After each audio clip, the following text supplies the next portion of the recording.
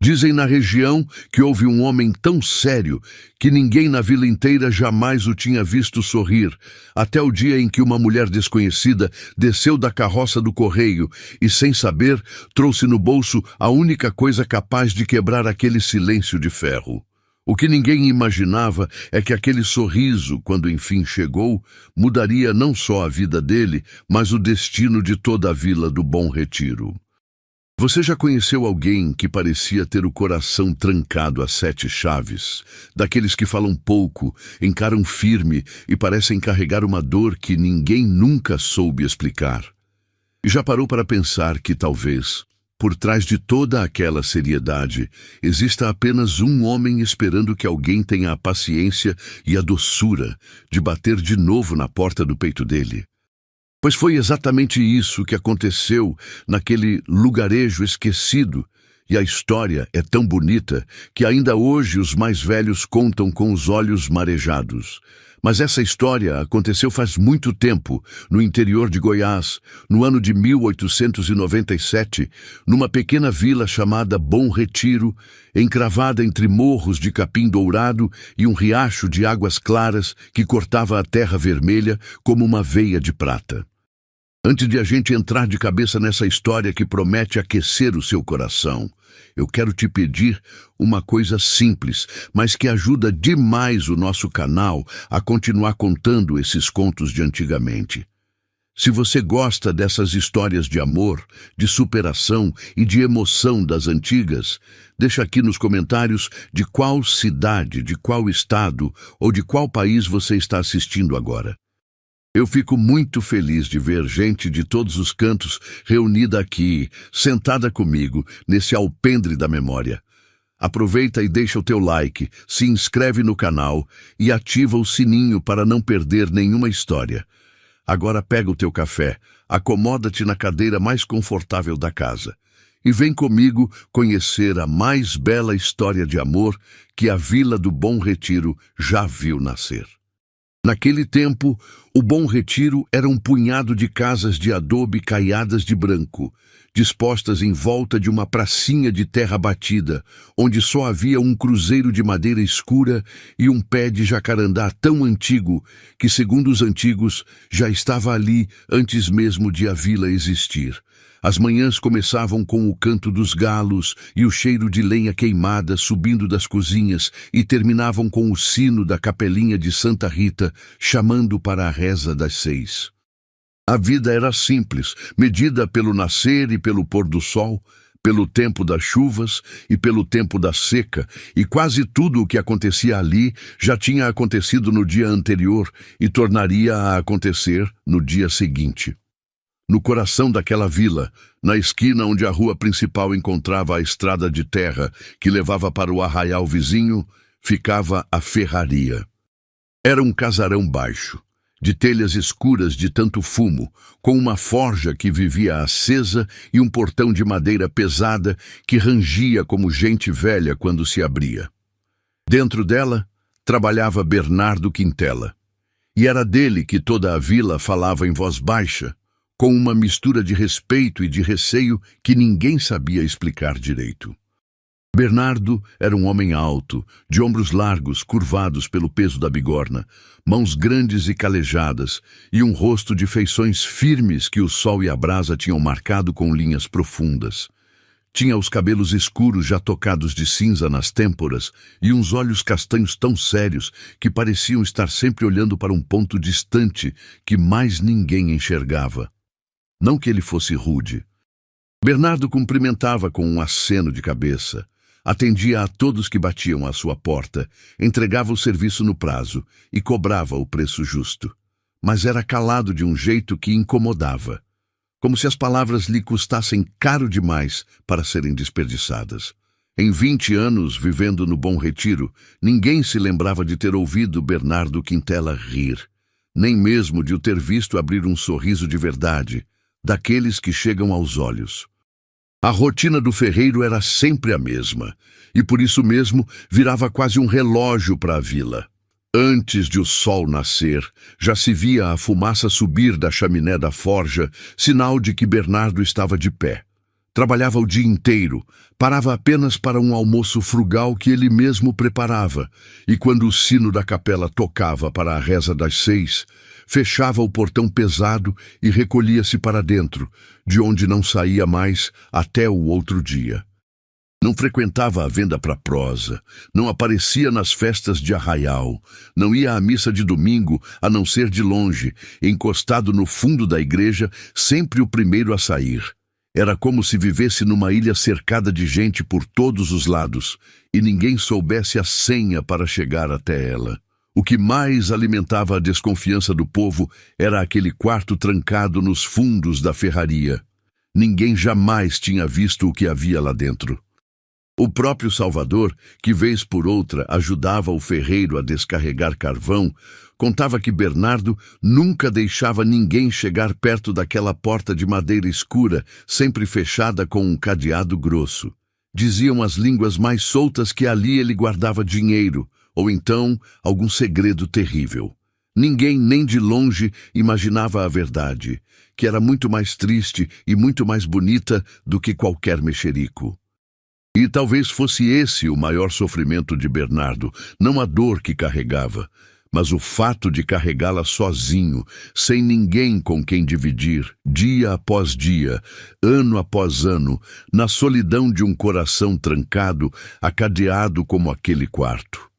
O povo, que não gosta de silêncio, inventava explicações. Diziam uns que ele tinha o gênio amargo de nascença. Diziam outros que era orgulhoso, que se achava melhor que a vila.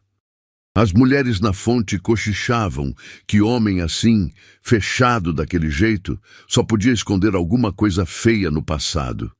E as crianças, quando passavam correndo na frente da ferraria, abaixavam a voz e apertavam o passo, como se o ferreiro fosse um bicho que pudesse mordê-las só com o olhar. A verdade, porém, era bem outra, e mais funda do que qualquer um daqueles palpites. Mas a verdade de Bernardo era coisa que ele guardava trancada, no fundo do peito e no fundo de um quarto da ferraria que vivia fechado a cadeado e onde ninguém jamais tinha posto os pés. Foi numa manhã de abril, quando as chuvas já tinham ido embora e o céu amanhecia daquele azul lavado que só o outono do Cerrado conhece, que a vida do Bom Retiro começou a mudar sem que ninguém percebesse. A carroça do correio, que passava por ali uma vez por semana, levantando poeira e novidades, parou na praça com um chiado de freio e um relincho cansado. Do alto da boleia, o velho Firmino, que conduzia a carroça havia mais de 30 anos, desceu primeiro e estendeu a mão para ajudar uma passageira. E foi assim que a vila viu, pela primeira vez, Aurora Sampaio. Ela desceu com um sorriso já pronto no rosto, como se sorrir fosse para ela tão natural quanto respirar.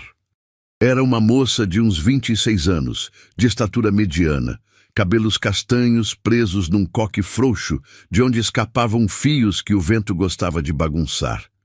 Não se podia dizer que fosse a mulher mais bonita que já tinha pisado naquela terra, mas havia nela uma luz, uma coisa quente que vinha de dentro e que fazia as pessoas virarem o rosto para olhar sem saber bem porquê. Trazia um vestido simples de algodão cor de areia, uma mala de couro gasto e uma cesta de vime no braço. E trazia, sobretudo, uma alegria que parecia não caber dentro do peito.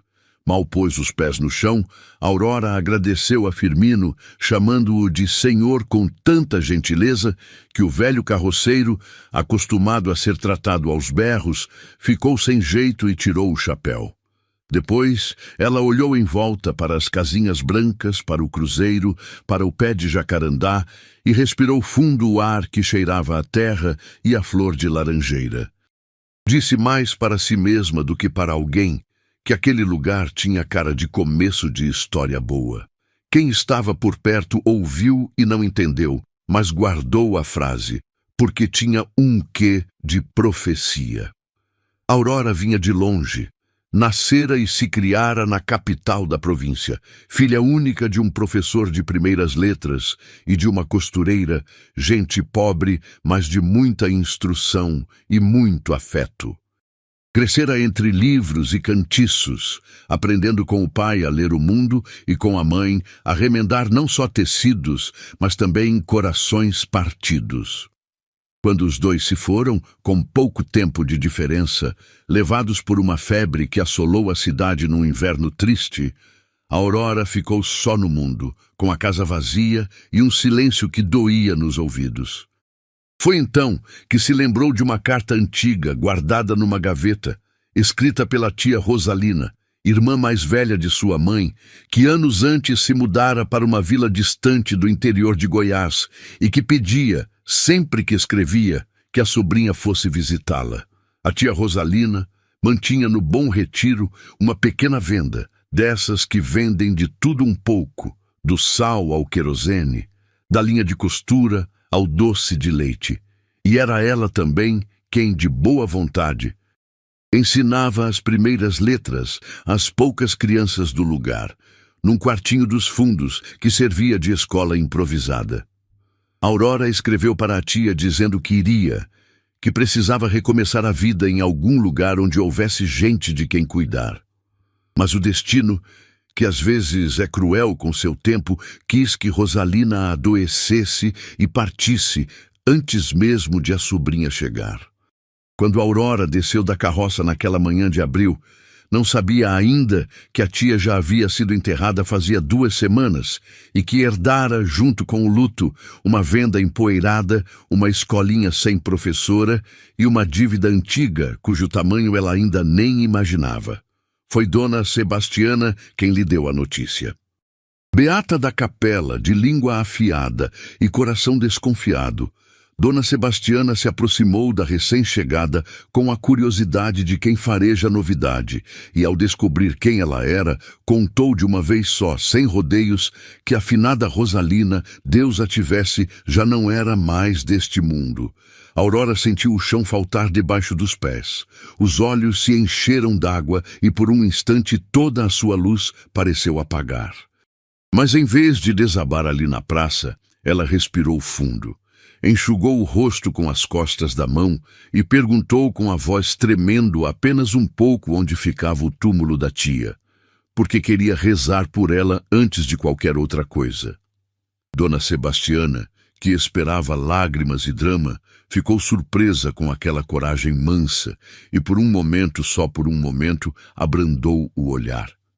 Nos dias que se seguiram, a vila inteira passou a observar a forasteira com a atenção de quem não tem muito o que fazer.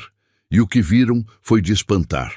Aurora pegou a venda da tia, que estava às moscas, empoeirada e de prateleiras meio vazias, e em uma semana transformou aquilo num lugar onde as pessoas queriam estar. Varreu, lavou, arrumou, pôs flores do campo num jarro em cima do balcão, e principalmente recebeu cada freguês como se ele fosse a pessoa mais importante do mundo. Perguntava pelo nome, pela família, pela plantação, lembrava do que cada um gostava, ria das próprias trapalhadas com o peso e a medida e tinha sempre uma palavra boa na ponta da língua. As mulheres começaram a inventar desculpas para ir à venda só para conversar. Os homens passavam na frente só para tirar o chapéu. E aos poucos, sem que ninguém mandasse, o Bom Retiro começou a sorrir mais. Mas seria mentira dizer que aqueles primeiros dias foram fáceis para a Aurora. De dia, ela era toda luz, toda prosa boa, distribuindo gentileza como quem reparte pão quente. À noite, porém, quando a venda fechava e o silêncio descia sobre a vila, a solidão vinha bater à sua porta como uma velha conhecida. Naquele quartinho dos fundos, deitada na cama estreita que tinha sido da tia, Aurora chorava baixinho a falta dos pais, a falta da tia, que não conhecera em vida, a falta de um colo onde descansar a cabeça depois de um dia inteiro sendo forte para os outros. Abraçava o travesseiro e conversava com Deus em voz baixa, pedindo força para não desanimar, prometendo que daria conta, custasse o que custasse. E de manhã, lavava o rosto na bacia de água fria, Prendia o cabelo, ensaiava o sorriso no espelho rachado e saía para o mundo de novo inteira, ou ao menos parecendo inteira, que para muita gente já é um modo de coragem. Numa das primeiras tardes, Aurora caminhou até o pequeno cemitério da vila, atrás da capela, para conhecer, enfim, o túmulo da tia Rosalina. Era uma cova simples, com uma cruz de madeira e o nome escrito a ferro quente, já com um punhado de mato crescendo em volta. Aurora ajoelhou-se ali, arrancou o mato com as próprias mãos, limpou a terra e prometeu à tia que não deixaria morrer o que ela havia começado, nem a venda, nem a escola, nem o costume bom de cuidar das pessoas. O vento morno do fim de tarde balançava o capim, e um sabiá cantava num galho próximo, e Aurora teve a estranha sensação de que a tia, de algum lugar, a escutava e aprovava. Voltou para casa com o coração um pouco mais leve e com uma determinação nova brilhando nos olhos. Foi por esses dias que Aurora começou a conhecer, um por um, os moradores que se tornariam a sua nova família. Conheceu o seu Antônio, lavrador viúvo de mãos tortas pela idade, que vivia sozinho numa casinha na saída da vila e que escondia, atrás da casca rude, uma ternura de avô sem netos. Conheceu Dona Benícia, parteira da região, mulher forte que já tinha trazido ao mundo metade do Bom Retiro, e que falava alto e ria mais alto ainda. Conheceu Salvador, um rapaz de seus 20 e poucos anos, órfão criado pela vila, que fazia bicos de tudo, carregava água, entregava recados e que se afeiçoou a Aurora como quem encontra uma irmã mais velha, passando a ajudá-la na venda em troca de comida e de umas lições de leitura. E conheceu, claro, Dona Sebastiana, que continuava a observá-la com aquele olho desconfiado de quem espera, a qualquer momento, descobrir o podre escondido na pessoa boa demais. A venda, que Aurora reformou com as próprias mãos e a ajuda de Salvador, foi virando aos poucos o ponto de encontro da vila. Ela esfregou o chão de tijolo até ele brilhar, caiou as paredes de novo, organizou as prateleiras de um jeito que dava gosto de olhar, os vidros de bala coloridos perto da janela, os rolos de tecido empilhados por cor, os potes de mantimento etiquetados com a letra bonita que ela aprendera com o pai. Pôs um banquinho na frente do balcão para quem quisesse sentar e conversar, e quase sempre tinha um café passado, na hora para oferecer. O cheiro daquele café, misturado ao cheiro de rapadura e de sabão de coco, virou o cheiro da venda da Aurora. E até hoje, dizem os mais velhos, quem sente um cheiro assim se lembra dela na hora. Não demorou para que a venda virasse o coração pulsante do Bom Retiro. Era ali que as notícias chegavam e se espalhavam, que os negócios se acertavam, que as mágoas se desabafavam e as alegrias se compartilhavam. Aurora tinha um dom raro, o de fazer cada pessoa que entrava sentir-se, por aqueles minutos, a mais importante do mundo. Para a lavadeira cansada, tinha uma palavra de ânimo. Para o lavrador preocupado com a seca, tinha uma xícara de café e um ombro de escuta. Para as crianças que vinham comprar bala com a moedinha suada na mão, tinha sempre um docinho a mais, oferecido com um sorriso e a recomendação de que escovassem bem os dentes depois. As pessoas saíam da venda da Aurora mais leves do que tinham entrado.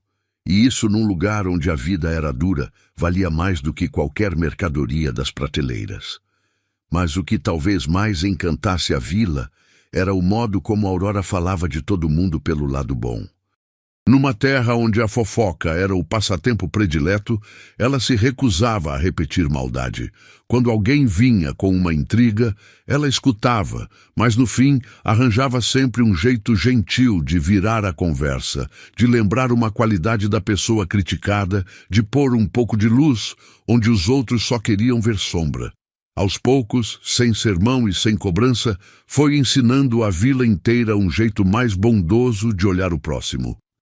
E talvez tenha sido por isso, mais do que por qualquer outra coisa, que ninguém estranhou quando ela começou a defender, contra a opinião de todos, o ferreiro fechado que a vila havia condenado ao apelido silencioso de homem sem coração. Mas Aurora não se contentou em reabrir a venda. Numa tarde, conversando com Dona Sebastiana, ficou sabendo que muita gente grande do Bom Retiro não sabia ler nem escrever o próprio nome.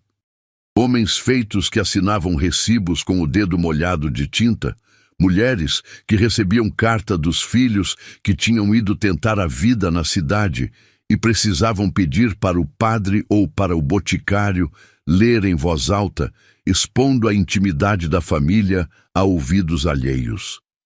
Aquilo apertou o coração de Aurora. Ela pensou no pai, que dizia que ensinar alguém a ler era como abrir uma janela num quarto escuro, e decidiu ali, na hora, que reabriria a escolinha da tia, só que maior, para quem quisesse aprender, tivesse a idade que tivesse. No começo riram dela.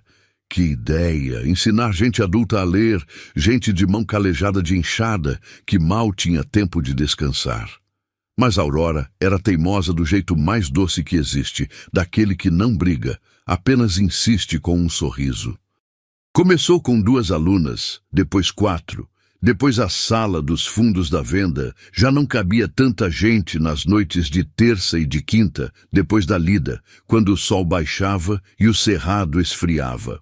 Ela ensinava com paciência de santa, fazendo das letras um brinquedo, comparando o B com a barriga de quem comeu demais, o S com a cobra que assobia, e quando alguém enfim conseguia ler a primeira palavra sozinho, ela batia palmas e ria de felicidade como se a vitória fosse dela. E talvez fosse mesmo. Havia histórias naquela escola improvisada que fariam chorar até a pedra mais dura.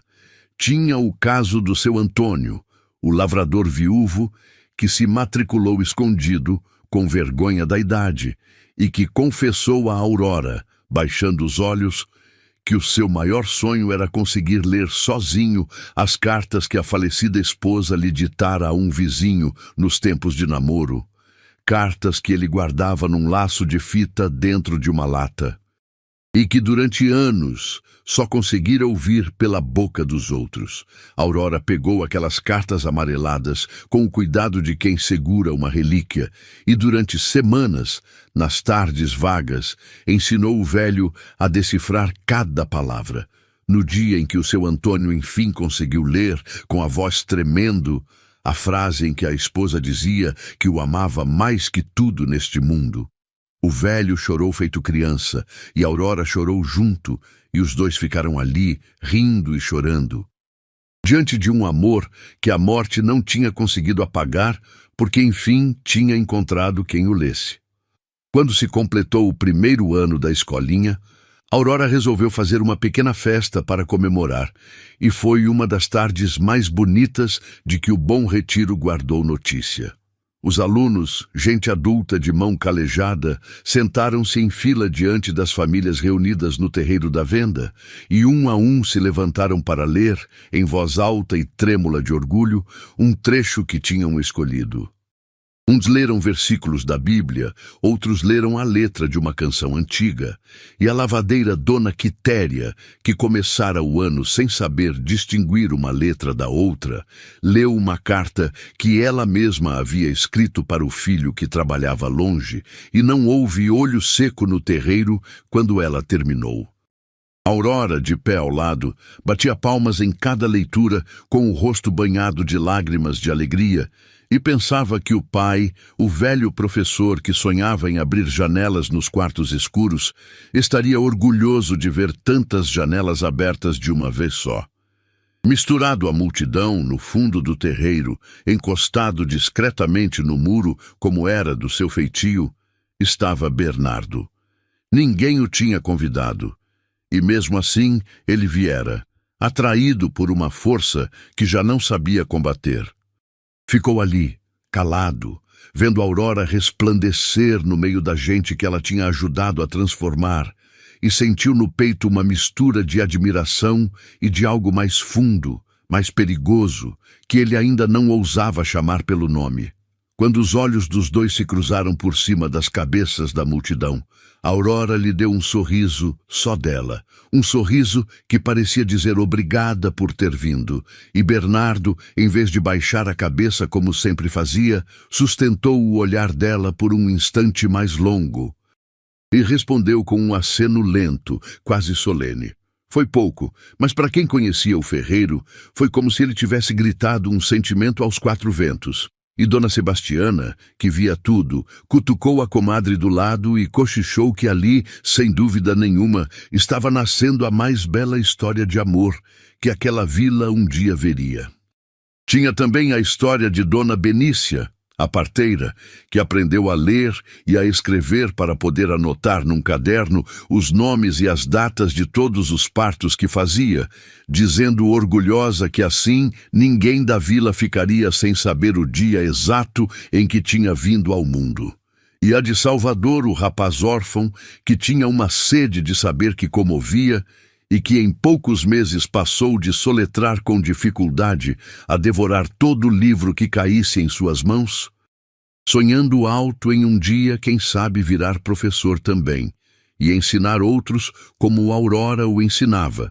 Cada vitória daquelas era uma festa pequena no coração de Aurora, e ela escrevia tudo numa carta que nunca enviava a ninguém, endereçada simplesmente aos seus pais no céu, contando que estava cumprindo o que eles tinham lhe ensinado, que estava abrindo janelas em quartos escuros, uma por uma. O Bom Retiro, que antes era uma vila cinzenta de cabeça baixa, foi ganhando cor. As pessoas se cumprimentavam mais, paravam para conversar, riam das histórias que Aurora contava. Parecia que aquela moça tinha trazido na cesta de vime, junto com as poucas coisas que possuía, uma semente de alegria que começava a brotar em cada quintal.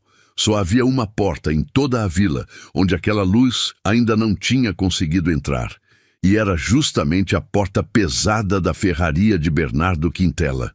O primeiro encontro dos dois foi por acaso, e quase virou desentendimento. Aurora precisava consertar a fechadura da venda, que estava emperrada de tanto tempo sem uso, e a tranca de ferro de um baú antigo que tinha sido da tia. Disseram-lhe que a única pessoa capaz de resolver aquilo era o ferreiro. Ela atravessou a praça numa manhã de sol, entrou na ferraria sem cerimônia, atraída pelo calor da forja e pelo cheiro de metal quente, e encontrou Bernardo curvado sobre a bigorna, martelando uma ferradura com golpes certeiros. A luz alaranjada da brasa banhava o rosto sério dele, e por um instante Aurora ficou parada à porta, sem saber bem por quê, sentindo que havia ali alguma coisa que ela ainda não conseguia nomear. Quando ele percebeu a presença dela, parou o martelo no ar e a encarou com aqueles olhos castanhos que pareciam medir as pessoas por dentro. Não disse bom dia, apenas esperou, em silêncio, que ela falasse.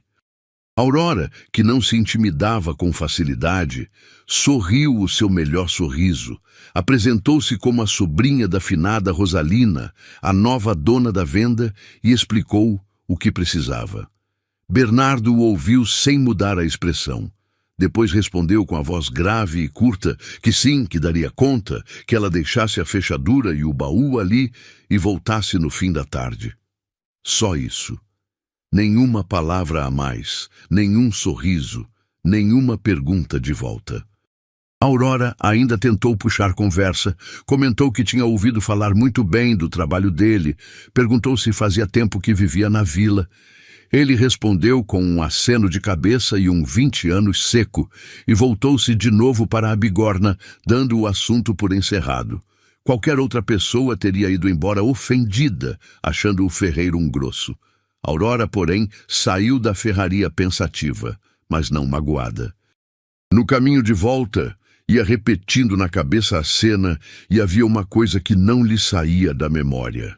No instante em que ela falara da tia Rosalina, por uma fração de segundo, o olhar duro de Bernardo tinha vacilado.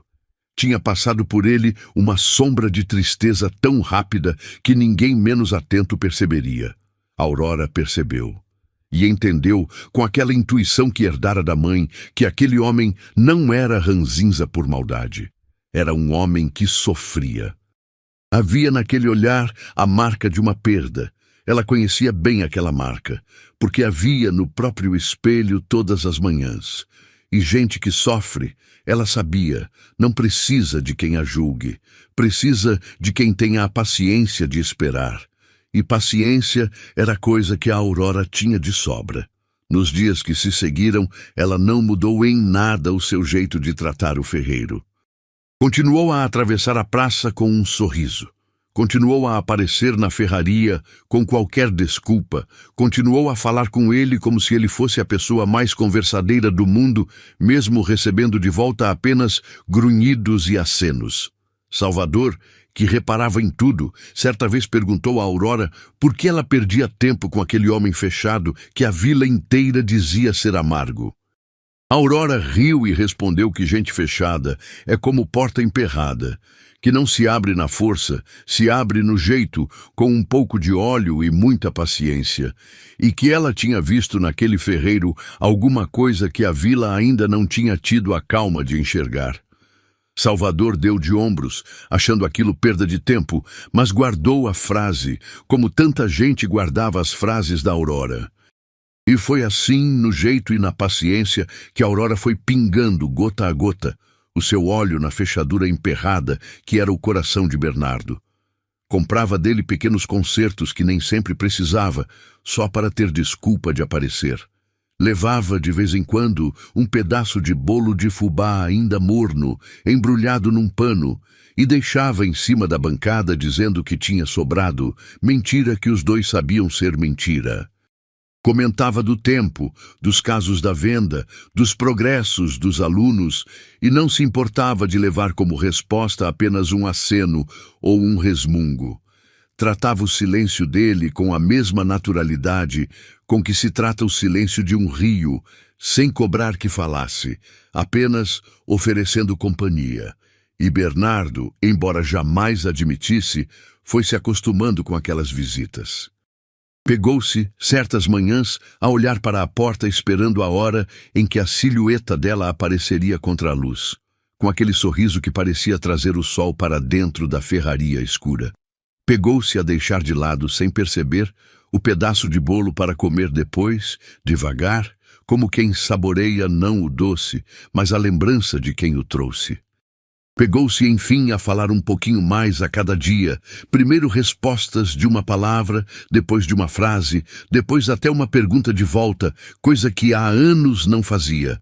Era um degelo lento, quase imperceptível, mas era um degelo.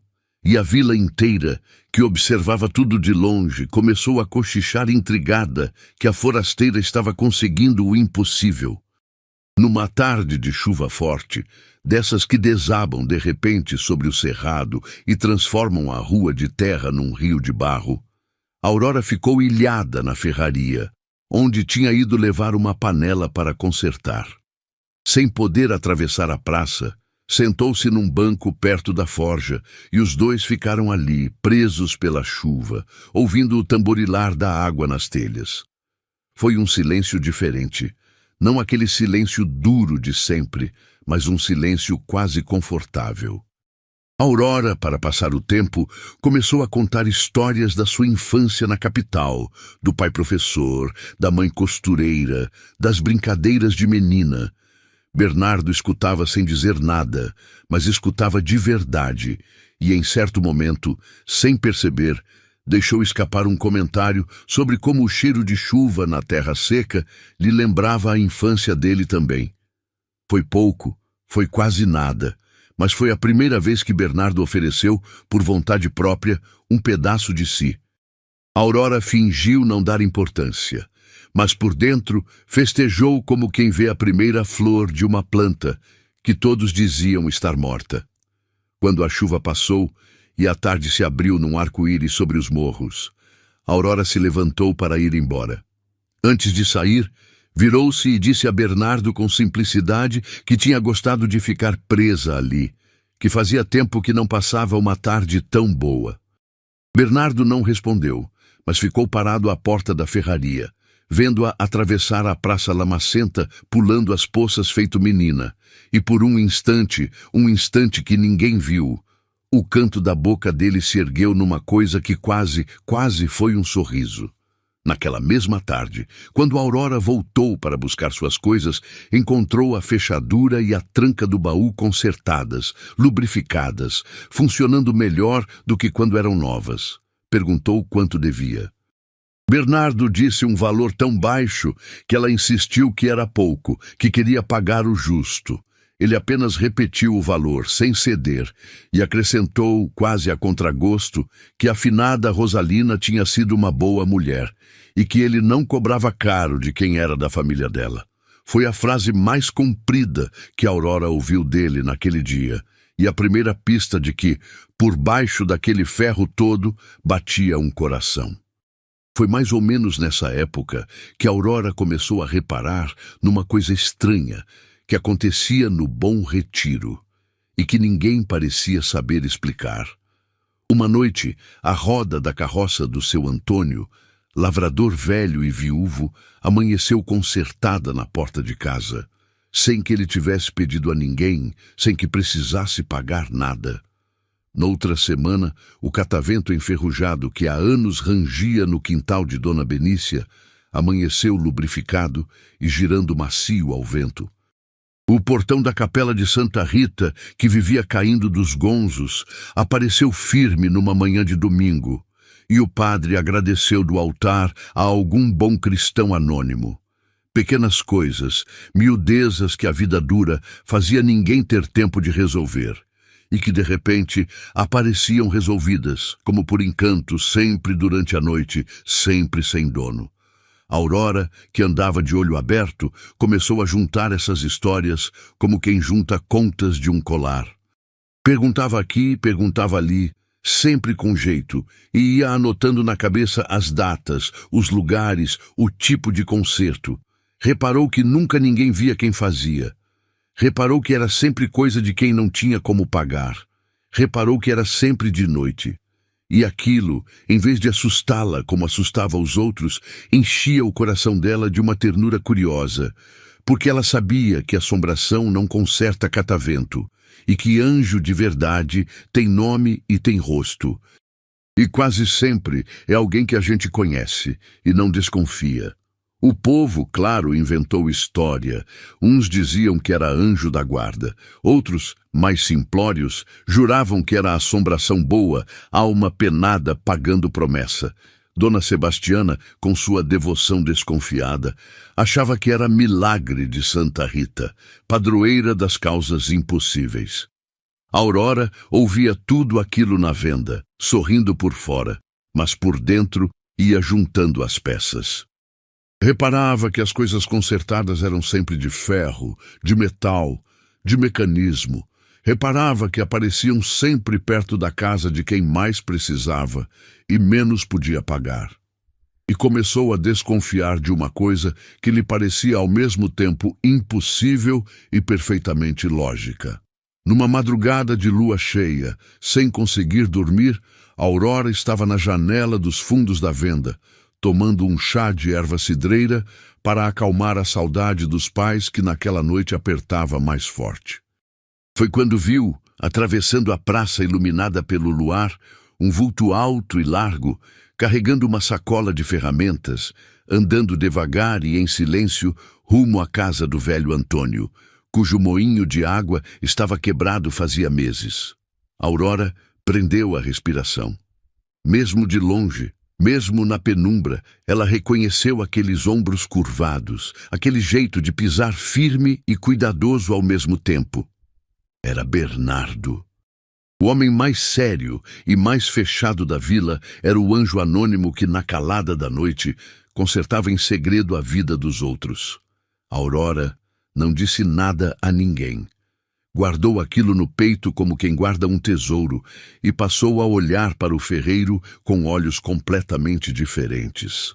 Entendeu que Bernardo era um homem que tinha decidido fazer o bem às escondidas, talvez por achar que não merecia o agradecimento, talvez por carregar uma culpa que ninguém conhecia. E quanto mais pensava nisso, mais crescia dentro dela uma vontade teimosa e doce de descobrir o que era que tinha trancado o coração daquele homem. E, quem sabe, de ajudar a abrir aquela porta. A partir daí, Aurora arrumou 1001 motivos para frequentar a ferraria. Levava uma panela com a alça solta, uma tesoura cega para amolar, uma traquitana imaginária que precisava de conserto. E sempre, junto com o serviço, levava um pedaço de bolo de fubá, um punhado de goiabas do pé do quintal, um pedacinho de prosa.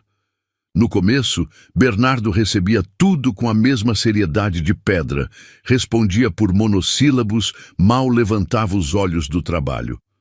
Mas Aurora não desistia e também não forçava, ela simplesmente estava ali, espalhando conversa como quem espalha semente, sem cobrar que nascesse nada. Um dia, ela reparou numa flor do campo que tinha brotado, teimosa, numa fresta do muro da ferraria, no meio de toda aquela poeira e fuligem. Apontou para a florzinha e comentou, rindo, que até ali, no lugar mais duro da vila, a vida dava um jeito de florescer. Bastava alguém reparar. Bernardo seguiu o olhar dela até a flor, ficou um tempo calado e então disse, com a voz mais baixa do que de costume, que tinha gente que reparava nas coisas erradas e que talvez por isso a vila inteira achasse que ele era um homem ruim. Aurora virou-se para ele, sem perder o sorriso, e respondeu que ela não achava isso. Não, senhor. Disse que conhecia gente que fazia o bem aos gritos, para todo mundo ver, e gente que fazia o bem no escuro, sem querer que ninguém soubesse, e que, na opinião dela, os do segundo tipo eram os melhores que existiam. Bernardo a encarou, surpreso, e por um instante pareceu que ia perguntar como ela sabia. Mas só desviou o olhar e voltou ao trabalho, com o coração, pela primeira vez em muitos anos, batendo descompassado dentro do peito. Nos dias seguintes, Aurora resolveu fazer uma coisa que ela mesma achou um pouco atrevida, mas que o coração pediu. Em vez de esperar que Bernardo viesse até a luz, decidiu acompanhar de longe, com discrição, o bem que ele fazia no escuro. Soube que a bomba de água da casa de uma viúva pobre na beira da vila tinha quebrado e que a coitada andava carregando lata d'água do riacho na cabeça, com as costas já tortas de idade. Aurora não disse nada a Bernardo.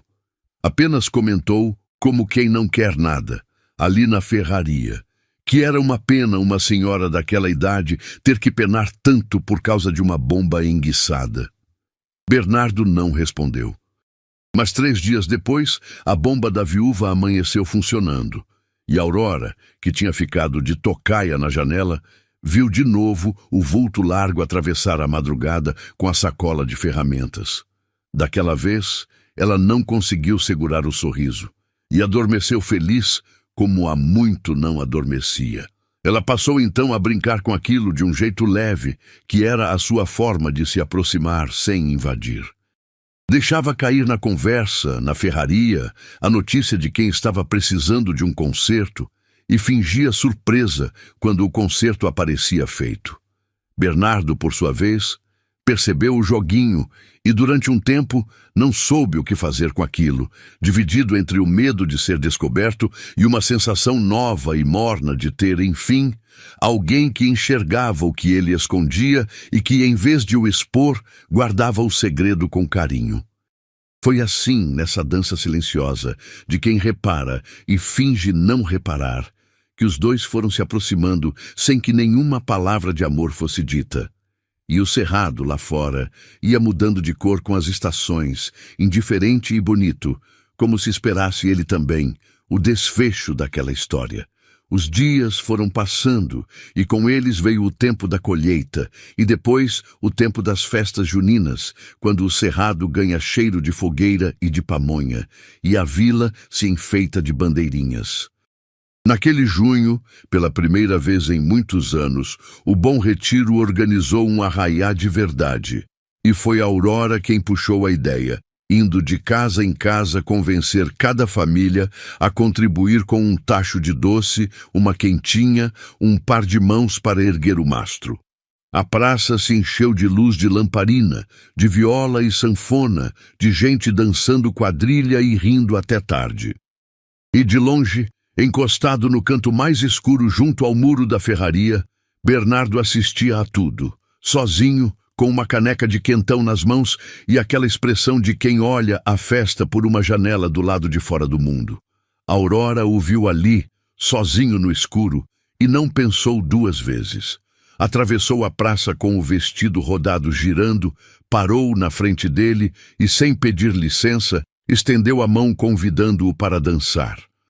Bernardo recuou, dizendo com firmeza que não sabia dançar, que aquilo não era para ele, que ela fosse se divertir com os outros.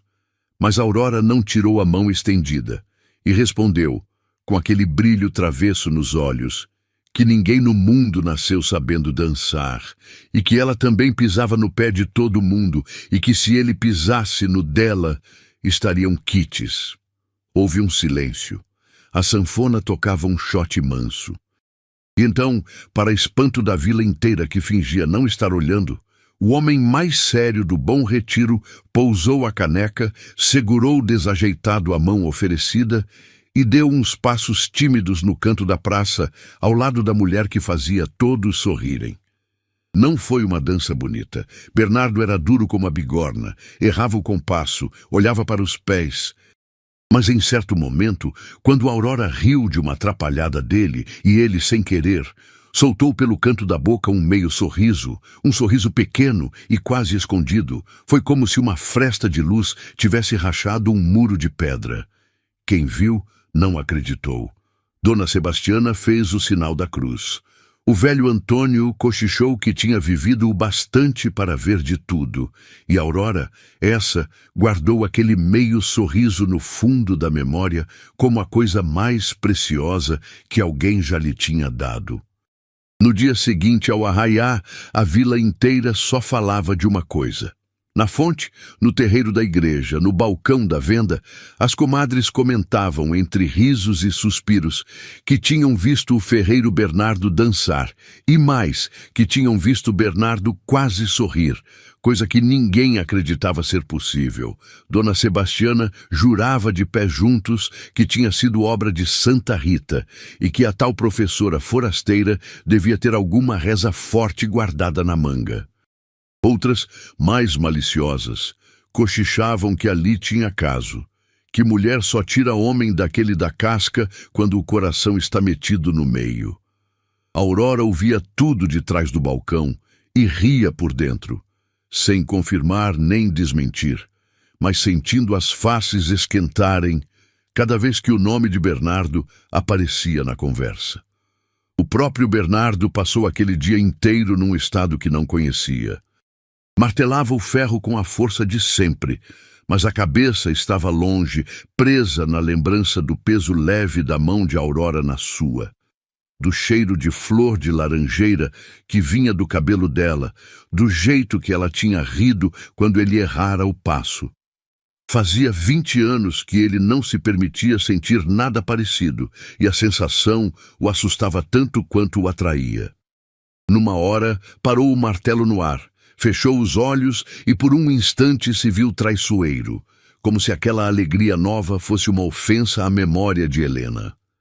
Mas logo lembrou de uma coisa que a própria Helena costumava dizer, que a vida é para ser vivida com o coração aberto e não trancado, e a culpa afrouxou um pouco o nó que apertava o peito dele. Naquela noite, Bernardo não conseguiu dormir. Acendeu a lamparina, foi até o quarto trancado, abriu o cadeado e entrou, como fazia nas noites mais difíceis. Sentou-se na velha banqueta diante da bancada cheia de relógios e ficou ali, no meio daquele tique-taquear miúdo que parecia o próprio coração do tempo, conversando baixinho com Helena, como tinha o costume de fazer havia 20 anos. Contou a ela, em voz mansa, da moça que tinha chegado na carroça do correio, do sino que ele forjara, da dança desajeitada no arraiá. Disse com a voz embargada que se sentia culpado por sentir de novo e perguntou à esposa morta, como quem pede licença, se podia, enfim, deixar o coração bater outra vez. Não veio resposta nenhuma, claro, a não ser o tic-tac sereno dos relógios. Mas, de algum jeito, naquele silêncio povoado de ponteiros, Bernardo sentiu uma paz antiga descer sobre ele. Como se Helena, de onde estivesse, sorrisse e dissesse que sim, que estava na hora, que amar de novo não era trair ninguém. Era apenas honrar tudo o que ela um dia lhe ensinara sobre o amor. Dali em diante, as visitas de Aurora à ferraria ganharam um tom diferente. Ela continuava levando bolo de fubá e prosa, mas agora Bernardo respondia, fazia perguntas de volta. Às vezes, até contava um caso. Aurora descobriu que, por baixo da seriedade, havia nele um humor seco e inesperado, daqueles que soltam uma frase certeira na hora certa e fazem a gente rir sem esperar. Descobriu que ele entendia de estrelas e que nas noites limpas sabia o nome de cada constelação que aparecia sobre o cerrado. Descobriu que ele gostava de café amargo e de viola, embora jamais tocasse. E cada descoberta dessas era para Aurora como achar uma moeda de ouro no fundo de um baú que todos diziam estar vazio. Numa tarde, Bernardo entregou a Aurora uma coisa que tinha feito escondido. Era um pequeno sino de ferro, trabalhado com capricho, com flores delicadas gravadas na superfície, para ela pendurar na porta da venda e saber quando entrava freguês. Disse, sem jeito, olhando para o chão, que tinha sobrado um pedaço de metal bom e que ele não sabia o que fazer com aquilo. Mas qualquer um que visse o cuidado de cada detalhe entenderia que aquilo não era sobra de nada, era presente pensado com carinho. Aurora segurou o sininho com as duas mãos, emocionada, e quando o sacudiu de leve, ele soltou um tilintar tão claro e tão bonito que ela disse, com os olhos brilhando, que aquele era o som mais alegre que já tinha ouvido. Bernardo, que há 20 anos só fazia ferramentas e ferraduras, coisas úteis e sem graça, sentiu um orgulho esquecido aquecer-lhe o peito ao ver a alegria dela. E desde aquele dia, cada freguês que entrava na venda da Aurora era anunciado pelo sino, que o homem mais sério da vila tinha forjado para a mulher que fazia todos sorrirem. O tilintar daquele sino virou, sem que ninguém planejasse, uma espécie de símbolo no Bom Retiro. As comadres, que de tudo tiravam matéria para a prosa, logo repararam que o ferreiro nunca tinha feito coisa tão caprichada e tão sem serventia prática para ninguém. E cochichavam, com risinhos, que aquele sino dizia muito mais do que Bernardo jamais teria coragem de dizer com palavras. Aurora, que não era boba, também entendeu o recado escondido em cada flor gravada no metal. Passou a tocar o sino de propósito, às vezes, mesmo quando não entrava freguês nenhum, só para ouvir aquele som e lembrar de quem o tinha feito. E quando Bernardo, das raras vezes em que ia até a venda, ouvia o próprio sino anunciá-lo na porta, sentia uma coisa boa e nova, a sensação de que, depois de tantos anos consertando o mundo no escuro, finalmente havia feito algo que trazia alegria à luz do dia, e que essa alegria tinha o nome e o sorriso de Aurora. Passeavam agora com mais frequência pela beira do riacho ao entardecer, e era nesses passeios que o sentimento entre os dois ia ganhando corpo, devagarzinho, feito a tarde que vira noite, sem que a gente perceba a hora exata em que escureceu.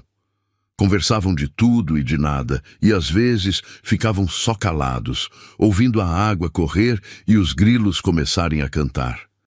Numa dessas, Aurora se equilibrava nas pedras para atravessar uma parte rasa do riacho, e quando escorregou, foi a mão firme de Bernardo que a segurou pela cintura antes que ela caísse. Ficaram assim um instante, mais perto do que nunca tinham estado. O coração dos dois, batendo forte, e por uma fração de segundo pareceu que algo ia acontecer. Mas Bernardo, tímido como um menino, apenas a ajudou a firmar os pés e soltou a cintura dela pigarreando, e Aurora, com as faces vermelhas, disfarçou, agradecendo. Os dois seguiram caminhando em silêncio, mas agora andavam mais perto um do outro, e quando as mãos se roçavam, nenhum dos dois mais se afastava. Depois daquela noite, alguma coisa mudou entre os dois, embora nenhum dos dois dissesse nada. Bernardo começou a esperar pelas visitas de Aurora à ferraria, ainda que jamais admitisse. Guardava para ela a melhor cadeira, a que tinha o assento de palha menos furado. Reparava quando ela demorava a aparecer. Aurora, por sua vez, dava por si pensando no ferreiro nos momentos mais bobos do dia, sorrindo sozinha ao lembrar de uma frase dele, ralhando consigo mesma por se sentir assim feito mocinha. Eram dois adultos marcados pela vida, ela pela orfandade e pela solidão, ele por uma dor que ainda guardava as 7 chaves, e talvez por isso o sentimento entre eles crescesse devagar, com cuidado, como brasa que se acende sob a cinza, sem pressa de virar fogo.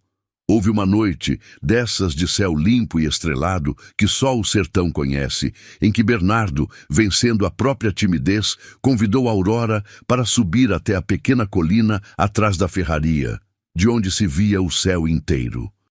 Levou um banquinho para ela, uma manta para o sereno, e ali, sob um manto de estrelas, mostrou-lhe as constelações que aprendera a amar nas suas muitas noites de insônia.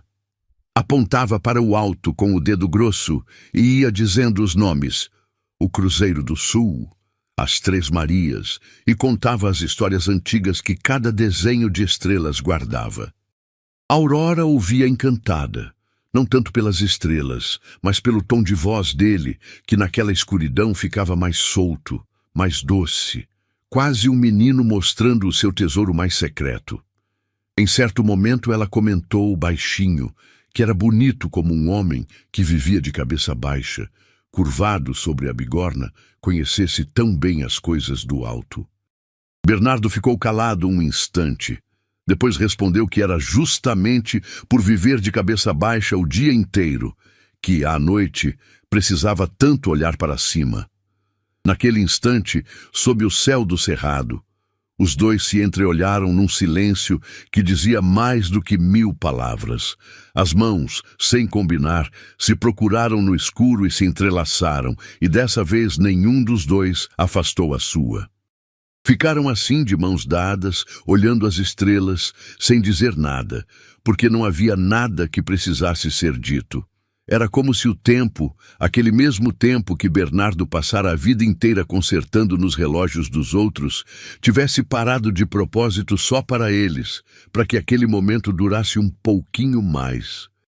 E quando enfim desceram a colina, já tarde da noite, e Bernardo acompanhou Aurora até a porta da venda, os dois sabiam, sem ter dito uma única palavra de amor, que algo havia mudado para sempre, e que não havia mais volta, nem vontade nenhuma de voltar. Nas semanas que se seguiram, a vila inteira pareceu entrar numa espécie de doce conspiração para aproximar os dois. Dona Benícia dava um jeito de mandar Aurora levar um doce à ferraria, justamente na hora em que Bernardo estava menos ocupado. Salvador, quando via a professora pensativa atrás do balcão, comentava como quem não quer nada que o ferreiro andava mais conversador esses dias. Até o padre, da porta da capela, observava o casal com um sorriso benévolo, como quem reza em silêncio por um final feliz. O Bom Retiro, que tão depressa condenara Bernardo ao apelido de homem sem coração, agora torcia por ele com a mesma força, porque Aurora tinha ensinado a todos, sem sermão, que ninguém é só aquilo que aparenta, e que até o ferro mais duro amolece quando encontra o calor certo. E Bernardo, pouco a pouco, ia se deixando amolecer. Começou a aparecer na venda sem desculpa nenhuma, só para tomar um café e ouvir Aurora conversar com os fregueses. Começou a cumprimentar as pessoas na rua, primeiro com um aceno, depois com um bom dia rouco de quem há muito não usava a voz para gentilezas. Começou, enfim, a fazer parte da vila que durante 20 anos só tinha observado de longe, como quem espia a festa pela fresta da porta. E o povo reparava, comovido, que o ferreiro mais fechado de toda a região estava, devagarinho, reaprendendo a viver entre a gente. Tudo por causa de uma mulher que tinha chegado numa carroça de correio, trazendo na bagagem pouca coisa, além de um sorriso teimoso e de um coração grande demais para caber numa vila só. Numa dessas tardes, Aurora finalmente criou coragem e perguntou a Bernardo, com toda a delicadeza do mundo, por que um homem que consertava em segredo a vida da vila inteira escolhia viver tão sozinho. Bernardo ficou muito tempo calado, as mãos paradas sobre o ferro frio. Depois disse baixinho que tinha coisas no passado de um homem que era melhor não remexer, porque doer já dói o bastante sem precisar lembrar. Aurora não insistiu. Apenas pousou a mão de leve sobre a mão dele, um toque rápido, e disse que estaria ali no dia em que ele quisesse falar, e também no dia em que ele não quisesse. Foi a primeira vez que se tocaram, e foi um toque que valeu mais que 1000 palavras. Mas a felicidade que começava a nascer no Bom Retiro estava com os dias contados, ao menos foi o que pareceu. Numa manhã quente do começo de agosto, parou na praça uma carroça fina, de cavalo bem tratado, dessas que não se viam por ali. Dela desceu um homem de terno escuro, apesar do calor, chapéu de feltro, bigode aparado e uma pasta de couro debaixo do braço. Apresentou-se como Vicente Aragão, procurador de negócios vindo da capital da comarca, e perguntou com voz educada, mas fria, onde poderia encontrar a responsável pela venda e pela casa que tinham pertencido à afinada Rosalina Sampaio. O povo apontou a venda, e Aurora, sem saber, viu entrar pela sua porta o homem que traria a maior ameaça que aquela vila enfrentaria. Vicente Aragão sentou-se sem ser convidado, abriu a pasta de couro sobre o balcão e espalhou ali uns papéis amarelados cheios de carimbos e assinaturas. Com a calma de quem já fez aquilo muitas vezes, explicou a Aurora que a finada Rosalina, anos antes, havia tomado um empréstimo junto a um agiota da comarca para reformar a venda e comprar mercadoria, e que essa dívida, com os juros que se acumularam ano após ano, tinha crescido até alcançar uma quantia que Aurora jamais conseguiria pagar. Disse, batendo o dedo num dos papéis, que a venda e a casa estavam dadas em garantia e que, não havendo pagamento em 60 dias, ele tinha ordem e direito de tomar os 2 imóveis para quitar o que era devido. Aurora ouviu tudo com o coração gelando aos poucos. Perguntou se não havia outro jeito, se não podia pagar aos poucos, se não havia engano. Vicente apenas juntou os papéis, fechou a pasta e disse, com aquela frieza educada que era pior que grosseria, que negócio era negócio e que sentimentos não constavam em escritura. A notícia correu à vila como fogo no capim seco. A venda de Aurora não era apenas uma loja. Tinha virado o coração do Bom Retiro, o lugar onde todos se encontravam, onde funcionava a escola que estava tirando tanta gente do escuro do analfabetismo. Perdê-la seria perder o pouco de alegria que a vila tinha reconquistado. As pessoas se juntaram, indignadas, mas pobres como eram, sabiam que pouco podiam fazer contra papéis, carimbos e a força da lei manejada por gente da cidade. Aurora, pela primeira vez desde que chegara, foi vista de cabeça baixa, os ombros caídos, o sorriso apagado. À noite, sozinha na venda, ela chorou baixinho, sentindo de novo aquele velho desamparo de quando perdera os pais, a sensação de estar só contra um mundo grande demais. Foi Bernardo quem soube, no dia seguinte, pela boca aflita de Dona Sebastiana, que chegou à ferraria ofegante contando a desgraça. O ferreiro ouviu tudo em silêncio, o maxilar travado, e quando a beata terminou, ele largou o que estava fazendo, vestiu a camisa limpa que guardava num prego e atravessou a praça a passos largos até a venda. Encontrou Aurora atrás do balcão, tentando sorrir para um freguês, mas com os olhos inchados de quem não dormira. Quando o freguês saiu e ficaram os dois sozinhos, Bernardo, que mal sabia juntar palavras de afeto, disse apenas com a voz rouca que ela não estava sozinha naquilo. Disse que ia dar um jeito. Aurora ergueu os olhos, surpresa, e perguntou como, se nem ela mesma sabia o que fazer. Bernardo não respondeu na hora. Só olhou para ela por um longo instante, e naquele olhar havia uma decisão sendo tomada. Uma porta antiga começando, enfim, a se abrir. Se você está gostando dessa história e quer que ela continue chegando até você, não esquece de deixar o teu like e de se inscrever no canal, porque é isso que nos ajuda a seguir contando esses contos de antigamente. Agora vem comigo, porque é aqui que a história começa a virar. Naquela mesma noite, Bernardo convidou Aurora para ir até a ferraria depois que a vila adormecesse. Disse que tinha uma coisa para lhe mostrar, uma coisa que ninguém nunca tinha visto. Aurora foi, intrigada e com o coração apertado. Encontrou a forja apagada e ao fundo do galpão aquela porta que vivia trancada a cadeado, a porta do quarto onde ninguém jamais entrara. Bernardo tirou do pescoço uma chave que carregava sempre junto ao peito, abriu o cadeado e fez sinal para que ela entrasse. Lá dentro, à luz trêmula da lamparina, Aurora descobriu o segredo do homem mais sério da vila. Não era nada do que a má língua imaginava. Era uma oficina de relógios. Aurora deu um passo para dentro do quarto e parou, sem fôlego, como quem entra numa capela. De todos os cantos vinha um som baixinho e hipnótico, o tic-tac de dezenas de relógios marcando o tempo cada um no seu compasso. Um sussurro de mecanismos vivos que enchia o ar, como se o próprio tempo respirasse ali dentro. A luz da lamparina arrancava brilhos dourados das engrenagens, dos ponteiros, dos mostradores antigos, e por um instante Aurora teve a impressão de ter sido transportada para um mundo encantado, escondido bem no meio da fuligem da ferraria.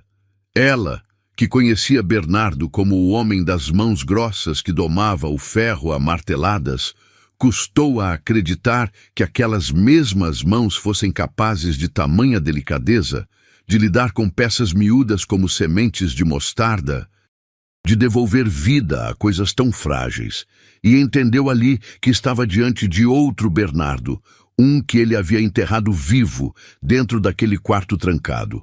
O quarto inteiro era forrado de prateleiras com relógios de toda sorte, de parede, de bolso, de mesa, alguns inteiros, outros desmontados em peças minúsculas dispostas com um capricho de ourives. Havia uma bancada com pinças, lupas, molas finas como fios de cabelo. E no meio de tudo, sobre um pano de veludo gasto, um relógio de bolso de ouro, antigo, com as iniciais gravadas na tampa. Aurora olhou tudo aquilo sem entender e perguntou o que significava. Bernardo sentou-se num banquinho, segurou o relógio de ouro nas mãos grandes com uma delicadeza que parecia impossível para alguém daquele tamanho. E, enfim, depois de 20 anos de silêncio, começou a contar a sua história. Bernardo contou que nem sempre tinha sido o ferreiro calado do Bom Retiro. Muitos anos antes, vivia na capital da província e era ali um mestre relojoeiro de nome conhecido, dono de uma loja elegante na rua principal, onde gente fina mandava consertar relógios de herança e encomendava peças raras. Tinha mãos de artista e olhos de águia, capaz de devolver a vida ao mecanismo mais delicado, de fazer o tempo voltar a andar onde havia parado. Era respeitado, era próspero e, sobretudo, era feliz, porque dividia a vida com Helena, a esposa, uma mulher de riso fácil e coração generoso que iluminava a loja e a casa e que, contava ele com a voz embargada, tinha o mesmo dom que Aurora, o dom raro de fazer as pessoas sorrirem só de estar por perto. Bernardo demorou-se contando como tinha conhecido Helena, e era visível, pelo modo como a voz dele se suavizava, que aquelas lembranças, embora doessem, eram as mais doces que possuía.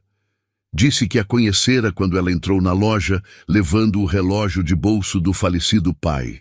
A única herança que tinha, com o pedido tímido de que ele o consertasse, pois o aparelho havia parado na exata hora da morte do velho e ela não suportava a ideia de perdê-lo de vez. Bernardo consertou o relógio e, de quebra, sem perceber, deixou que aquela moça de riso claro consertasse algo dentro dele que ele nem sabia estar quebrado. Namoraram à moda antiga, com ele aparecendo na missa só para vê-la de longe, com bilhetes trocados, com passeios vigiados pela tia dela. Casaram-se numa manhã de primavera, e Bernardo dizia que daquele dia se lembrava de cada detalhe, do vestido simples de Helena, das flores de laranjeira no cabelo dela, da promessa que fizeram um ao outro de que o tempo dos dois andaria sempre junto. Por anos, aquela promessa se cumpriu. A loja prosperava, a casa era cheia de música e os dois eram, segundo as próprias palavras de Bernardo, felizes de um jeito que ele achava que duraria para sempre. O relógio de ouro que ele segurava nas mãos, explicou, tinha sido o presente de casamento que Helena lhe dera, comprado com economia de anos, com as iniciais dele gravadas na tampa. Era a coisa mais preciosa que possuía, não pelo ouro, mas pelo amor que vinha junto. Bernardo e Helena viveram alguns anos de pura felicidade, sonhando com o futuro, fazendo planos para a vida inteira, até que veio o inverno em que Helena adoeceu. Foi uma febre teimosa, dessas que os médicos da época não sabiam vencer e que a foi consumindo devagar, apesar de todo o dinheiro que Bernardo gastou com médicos, remédios e rezas. Numa madrugada fria, com a mão dela entre as suas, Bernardo viu o tempo de Helena parar, como para um relógio que ninguém mais conseguiria consertar. A dor o quebrou por dentro. Bernardo contou que se culpou de 1000 maneiras, achando que devia ter feito mais, que devia ter percebido antes, que de algum jeito tinha falhado em proteger a única pessoa que amava. Fechou a loja, vendeu quase tudo e fugiu de si mesmo e da cidade que lhe lembrava Helena em cada esquina. Acabou parando no Bom Retiro, no fim do mundo, onde ninguém o conhecia e onde ele podia simplesmente desaparecer.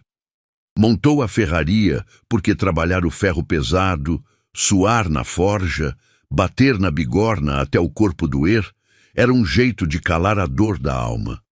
E jurou a si mesmo que nunca mais sorriria, porque sorrir, achava ele, seria como trair a memória de Helena. Seria como dizer que a vida podia ser boa de novo sem ela. Por isso se trancou. Por isso o coração de ferro. Contou ainda como tinham sido aqueles primeiros anos no Bom Retiro, anos cinzentos que ele atravessou como quem caminha dormindo. Chegara à vila sem dizer a ninguém de onde vinha nem o que tinha sido. Comprara o velho galpão à beira da praça e montara a ferraria. E desde então não fizera amigo nenhum, não aceitara convite nenhum, não trocara mais que o estritamente necessário com quem quer que fosse.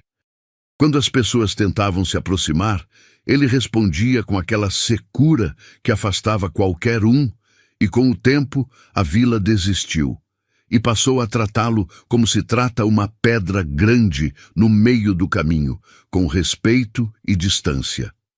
Os domingos, que antes eram de Helena, de almoço farto e de viola, ele passava sozinho naquele quarto, consertando relógios à luz da lamparina, conversando baixinho com o retrato dela, como se ela ainda pudesse ouvir. E todas as noites antes de dormir, dava corda no relógio de ouro, só para ouvir o tic-tac e fingir por um instante que o tempo dos dois ainda andava junto. Era essa a vida que Bernardo levava quando Aurora desceu da carroça do correio e, sem saber, começou a bater na porta de ferro do peito dele. Mas, contou Bernardo, não tinha conseguido matar dentro de si o homem que Helena amava. Por isso, às escondidas, na calada da noite, voltava a ser quem tinha sido e consertava as coisas da vila em segredo, sem querer agradecimento, como uma forma de fazer o bem que Helena teria querido que ele fizesse. E continuava, também em segredo, a consertar relógios naquele quarto trancado, porque era a única coisa que ainda o ligava à felicidade que tinha perdido. Aurora ouviu tudo com lágrimas escorrendo pelo rosto, sem interromper. Quando ele terminou, ela não disse nenhuma daquelas frases prontas de consolo. Apenas chegou perto, segurou as duas mãos calejadas dele entre as suas e disse, com a voz mansa, que Helena devia ter sido uma mulher muito sortuda por ter sido amada daquele jeito, e que amar de novo não apagava ninguém. Que o coração, ao contrário do que ele pensava, não tinha tamanho fixo, podia sempre crescer para caber mais um amor sem expulsar o antigo. Bernardo a olhou como quem ouve, depois de muito tempo perdido no escuro, uma verdade que precisava ouvir. E foi ali, naquele quartinho cheio de relógios marcando horas diferentes, que ele entendeu que tinha voltado a sentir, que aquela moça de riso fácil tinha, sem pedir licença, entrado pela fresta que Helena havia deixado e acendido de novo uma luz que ele julgava apagada para sempre. Não disse nada disso em voz alta, ainda não tinha palavras para tanto. Mas antes que Aurora fosse embora, lembrou-se do motivo que a tinha trazido até ali e revelou a segunda parte do seu segredo, aquela que mudaria o destino da vila.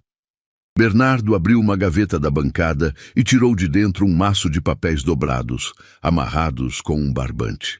Explicou que nos últimos meses de vida, Dona Rosalina, já adoentada e desconfiada do procurador, que vinha lhe cobrando juros cada vez maiores, tinha procurado a única pessoa da vila em quem confiava plenamente.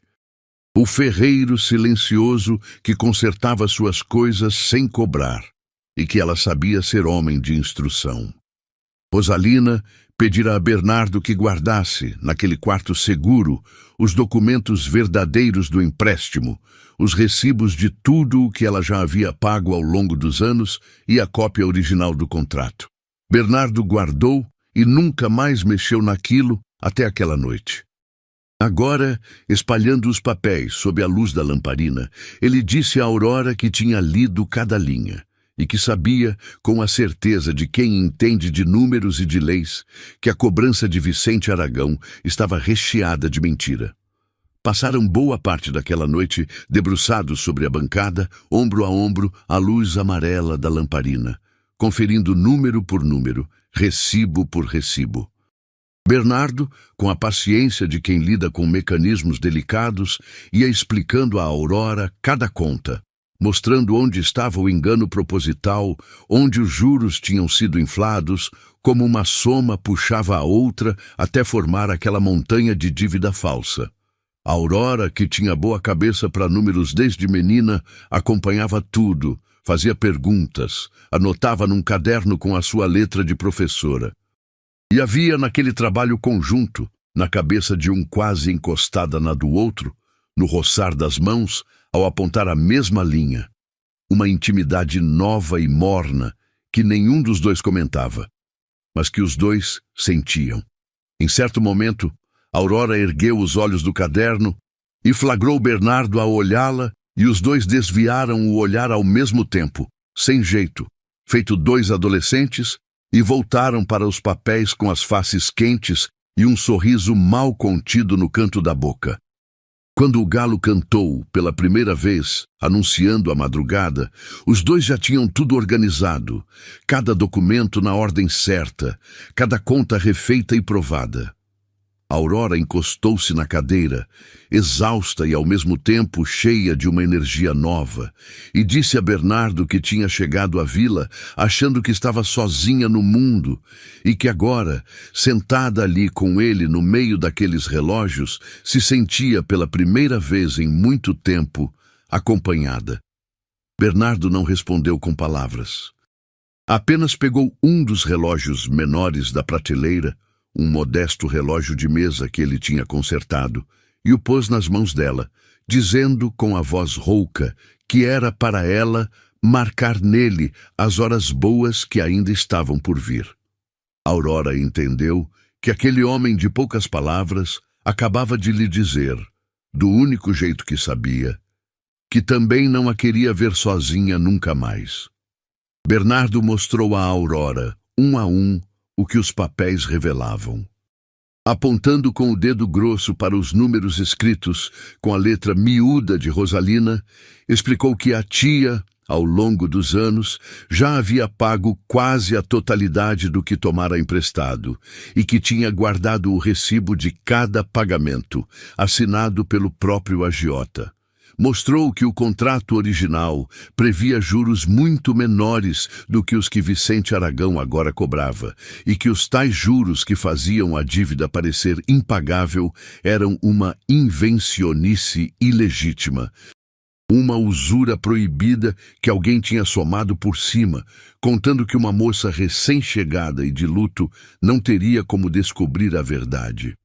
A venda e a casa, na verdade, estavam quase quitadas. O que faltava era uma quantia pequena que qualquer um poderia pagar. Vicente Aragão tinha vindo ao Bom Retiro não para cobrar uma dívida justa, mas para roubar, com a aparência da lei, o patrimônio de uma órfã que ele julgava indefesa. Aurora sentiu uma mistura de revolta e de esperança subir pelo peito. Mas logo veio o medo, e ela perguntou de que adiantava ter razão se eram apenas eles dois, gente pobre do fim do mundo, contra um procurador de fala mansa e papéis carimbados. Foi aí que Bernardo revelou a última carta que tinha na manga. Contou que, nos seus tempos de mestre relojoeiro na capital, tinha entre seus fregueses mais ilustres um magistrado, um juiz de direito chamado Doutor Teófilo Brandão, homem reto e justo, que apreciava relógios finos e que nutria por Bernardo grande respeito e gratidão, pois o ferreiro recuperara para ele um relógio de família que ninguém mais conseguira consertar. Esse mesmo Doutor Teófilo, soube Bernardo, havia sido nomeado havia pouco tempo justamente para a comarca de onde vinha Vicente Aragão. Bernardo disse, com firmeza nova na voz, que escreveria ao Dr. Teófilo e que levaria a ele os documentos verdadeiros e que a justiça dessa vez ia funcionar. A carta foi escrita naquela mesma madrugada com a letra antiga e caprichada de Bernardo, que parecia ter guardado nas mãos, junto com o ofício de relojoeiro, também a arte de juntar palavras bonitas. Aurora ficou ao lado, ajudando a escolher o que dizer, e quando a carta enfim ficou pronta, longa e clara, expondo toda a verdade e anexando as cópias fiéis dos documentos, os dois a leram em voz alta mais de uma vez, conferindo se nada faltava. Nos dias que se seguiram, enquanto a resposta não vinha, a vila viveu num misto de medo e esperança. Bernardo, que durante 20 anos mal cumprimentara os vizinhos, surpreendeu a todos andando de casa em casa, conversando baixo, pedindo que ninguém se desesperasse, que houvesse calma e união, que a verdade estava do lado deles. Era como se, ao decidir lutar pela mulher que amava e pela vila que o acolhera, o ferreiro tivesse finalmente saído do seu casulo de luto. Aurora reparava nessa transformação com o coração apertado de ternura. Via Bernardo levantar a cabeça, encarar as pessoas, até esboçar, vez ou outra, um aceno mais caloroso. Às noites, os dois se encontravam na venda já fechada para repassar os planos, e essas conversas iam se demorando cada vez mais, escorregando da questão da dívida para assuntos da vida, dos sonhos antigos, das pequenas alegrias do dia. Numa dessas noites, Aurora confessou a Bernardo que tinha medo, não tanto de perder a venda, mas de perder aquilo que tinha encontrado ali, a vila, os amigos e principalmente as conversas com ele. Bernardo ficou calado um instante, depois disse, olhando para as próprias mãos, que enquanto ele fosse vivo, ela não perderia nada daquilo e que podia escrever o que ele estava dizendo. Foi quase uma promessa, e os dois saíram daquela conversa sabendo, sem dizer, que ali já não se tratava só de salvar uma venda. Nos dias seguintes, Bernardo fez o que há 20 anos não fazia. Saiu da concha. Pela primeira vez desde que chegara ao Bom Retiro, foi visto andando à luz do dia com propósito, conversando com as pessoas, organizando. Escreveu com sua letra antiga e caprichada uma longa carta ao Dr. Teófilo Brandão, anexou cópias fiéis que ele próprio fez dos recibos e do contrato, e mandou tudo pela carroça do correio com o velho Firmino, recomendando pressa. E, enquanto a resposta não vinha, decidiu que não deixaria Aurora enfrentar Vicente sozinha. Quando o procurador voltou à vila, no prazo combinado, pronto para tomar posse da venda diante de uma vila de cabeça baixa, encontrou uma cena com a qual não contava. Vicente Aragão desceu da sua carroça fina e marchou até a venda com os papéis da execução na mão e 2 capangas atrás, gente contratada para intimidar. Mas a Praça do Bom Retiro estava cheia. A vila inteira tinha se reunido ali, em silêncio. E à frente de todos, no degrau da venda, ao lado de Aurora, estava Bernardo Quintela, de camisa limpa, de cabeça erguida, com um maço de documentos na mão. Vicente estranhou aquilo, mas não se abalou. Com a frieza educada de sempre, anunciou que vinha cumprir a lei, que o prazo havia se esgotado e que tomaria posse dos imóveis em nome de seu constituinte. Foi quando Bernardo deu um passo à frente e, com a voz grave ecoando pela praça, disse que, antes de falar em lei, era bom o senhor procurador saber que a lei, ali, naquele dia, estava do lado de quem tinha a verdade. Diante da vila toda, Bernardo ergueu os documentos e foi expondo com calma e firmeza tudo o que tinha descoberto.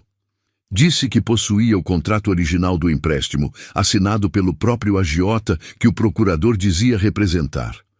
Disse que tinha em mãos os recibos de cada pagamento que Dona Rosalina fizera ao longo dos anos, somando quase a totalidade da dívida.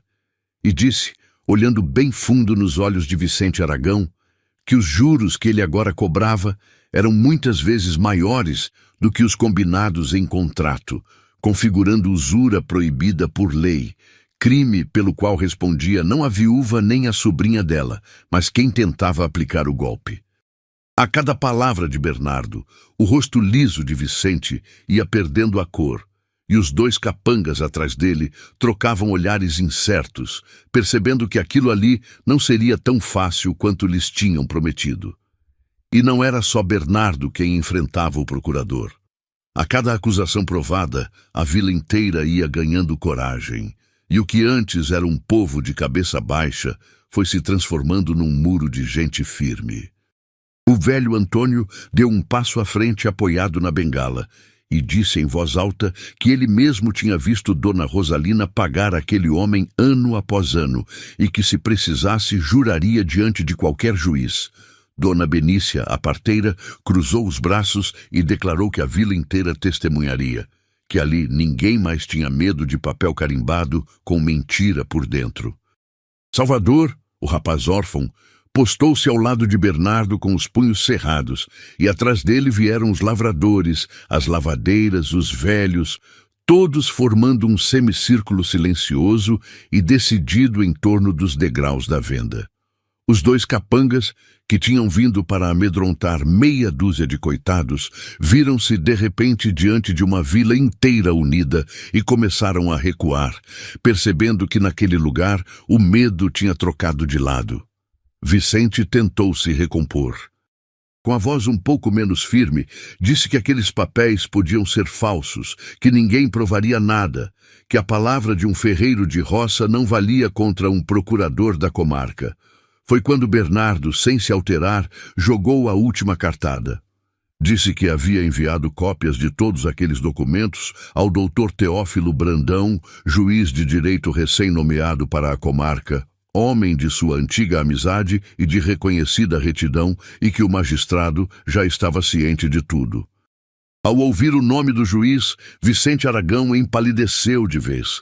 Era um nome que ele conhecia e temia, pois sabia que com aquele magistrado não havia jeitinho, não havia suborno, não havia como escapar. O blefe, se é que era blefe, tinha acertado em cheio. Houve um silêncio pesado na praça, quebrado apenas pelo vento que balançava o velho jacarandá. E então aconteceu uma coisa que ninguém esperava. Vicente Aragão, encurralado, deixou cair por um instante a máscara de frieza, e o que apareceu por baixo não foi um monstro, mas um homem cansado. Ele baixou os papéis e, com a voz subitamente despida de toda a arrogância, confessou que não agia por gosto. Contou que também era apenas um empregado do agiota, um homem endividado que fazia aquele serviço sujo para sustentar a própria família, ameaçado de perder tudo se não cumprisse as ordens de seu patrão. Disse que há muito tempo não se orgulhava do que fazia, que cada viúva e cada órfão que despejava lhe pesava na consciência, mas que se sentia preso, sem saída. Não era desculpa, ele sabia. Mas era a verdade. Um murmúrio percorreu a praça. Havia quem quisesse vaiar, havia quem quisesse expulsar o procurador a pedradas, e por um instante o ar ficou pesado de revolta.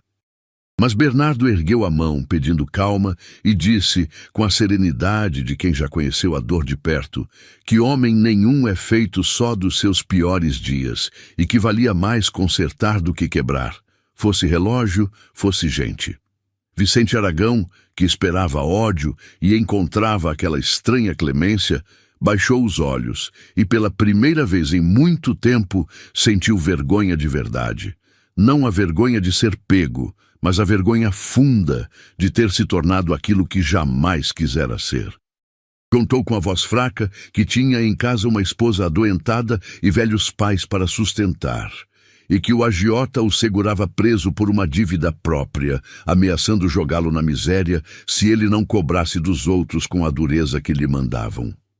A praça, que um instante antes fervia de raiva, foi se aquietando, porque até os mais exaltados entenderam que tinham diante de si não um carrasco, mas mais um prisioneiro da ganância alheia. Aurora, que tinha todos os motivos do mundo para odiar aquele homem, fez então o gesto que só ela faria. Em vez de triunfar sobre o inimigo caído, deu um passo à frente e disse, com aquela doçura que desarmava qualquer um, que entendia o peso de fazer o mal sem querer, por necessidade, mas que toda pessoa, em algum momento, recebe a chance de escolher de novo. Ofereceu a Vicente uma saída.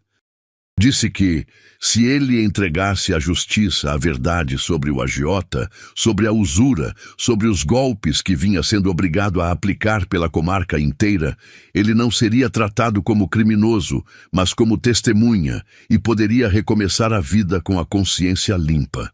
Vicente Aragão olhou para aquela mulher que ele tinha vindo prejudicar e que agora lhe estendia a mão, e algo se quebrou e se consertou dentro dele ao mesmo tempo. De olhos marejados, ele aceitou. As semanas seguintes foram de uma agitação que o Bom Retiro nunca tinha conhecido. A resposta do Dr. Teófilo Brandão chegou pela carroça do correio e era tudo o que Bernardo esperava. O magistrado confirmava que recebera os documentos, que reconhecia a usura e a fraude e que mandara abrir uma devassa contra o agiota da comarca. Com o testemunho de Vicente Aragão, que cumpriu a palavra e contou tudo o que sabia, descobriu-se que dezenas de famílias pobres da região vinham sendo roubadas do mesmo jeito, espremidas por juros impossíveis e despejadas de suas terras. O agiota foi processado, obrigado a devolver o que tinha tomado indevidamente, e a dívida da finada Rosalina foi declarada quitada, restando apenas a quantia pequena e justa que faltava, e que a própria vila, comovida, fez questão de ajudar a Aurora a pagar, cada um dando o pouco que podia, um saco de feijão, umas moedas guardadas, um dia de trabalho. A venda e a escola estavam salvas, e mais do que isso, a vila inteira tinha aprendido uma lição que jamais esqueceria, a de que a união de gente simples, quando armada da verdade, é mais forte do que qualquer papel carimbado nas mãos erradas. Vicente Aragão, livre do jugo do patrão e da própria covardia, despediu-se da vila um homem diferente. Antes de partir, procurou Aurora e Bernardo para agradecer, e disse com humildade que aquela moça que fazia todos sorrirem o tinha feito, pela primeira vez em muitos anos, ter vontade de ser uma pessoa melhor. Foi-se embora para recomeçar a vida em outra comarca, e dizem que se tornou com o tempo um homem honrado, dado a defender justamente os pobres que um dia ajudara a oprimir. Mas a maior transformação de todas não foi a da vila, nem a do procurador arrependido. Foi a de Bernardo Quintela. No dia em que a vitória foi celebrada, com uma missa de ação de graças na capelinha de Santa Rita, seguida de um almoço comunitário na praça, aconteceu aquilo que os mais velhos do Bom Retiro contariam pelo resto da vida. Diante de toda a gente reunida, Aurora ergueu uma caneca de suco de cana e fez um brinde, agradecendo aquele que, das sombras, sempre cuidou da vila sem pedir nada em troca, e que agora, à luz do dia, tinha sido o B de tudo. Todos os olhos se voltaram para Bernardo, e então, pela primeira vez em 20 anos, diante da vila inteira, o homem mais sério do Bom Retiro abriu um sorriso. Não um meio sorriso escondido, mas um sorriso largo, verdadeiro, que chegou aos olhos e os encheu de luz. Um sorriso tão bonito e tão inesperado que muita gente ali se emocionou até as lágrimas, sem saber direito por quê. Foi como se a vila inteira tivesse esperado 20 anos por aquele instante sem saber. As crianças, que sempre tinham passado correndo e rindo pela frente da ferraria, sem nunca terem visto outra coisa que não um homem carrancudo, pararam de brincar e ficaram olhando, encantadas, como quem assiste a um arco-íris se abrir depois da chuva. As mulheres levaram a mão ao peito, os homens tiraram o chapéu. E o velho Antônio, que conhecia Bernardo desde que ele chegara à vila, murmurou para quem estava ao lado que tinha esperado a vida toda para ver aquele homem sorrir e que agora podia morrer em paz, só que de velho e tarde, daqui a muitos e muitos anos, porque a vida tinha voltado a valer a pena de ser vista. O sorriso de Bernardo, dizem, foi como uma chave que faltava, e a partir daquele dia a alegria que Aurora tinha trazido para a vila ficou completa, porque até a última porta fechada do Bom Retiro tinha enfim se aberto. Dona Sebastiana, a beata desconfiada que tantas vezes torcera o nariz para o ferreiro, foi a primeira a chorar. E disse, fungando, que tinha vivido para ver o milagre maior de Santa Rita. O velho Antônio bateu palmas.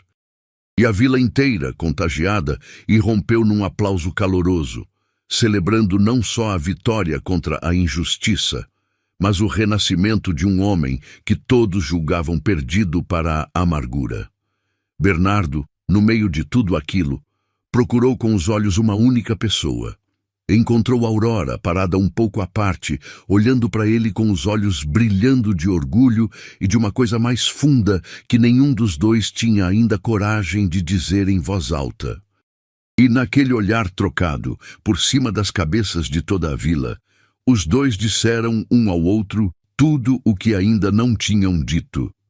Nas semanas que se seguiram, Bernardo e Aurora foram deixando o sentimento crescer sem mais pressa nem medo.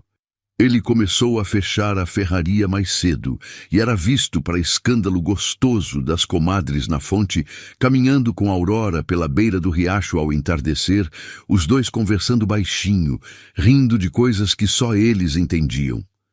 Ela contava das traquinagens dos alunos da escola. Ele contava, agora sem dor, das peças mais difíceis que já consertara, dos segredos do tempo guardados dentro de um relógio.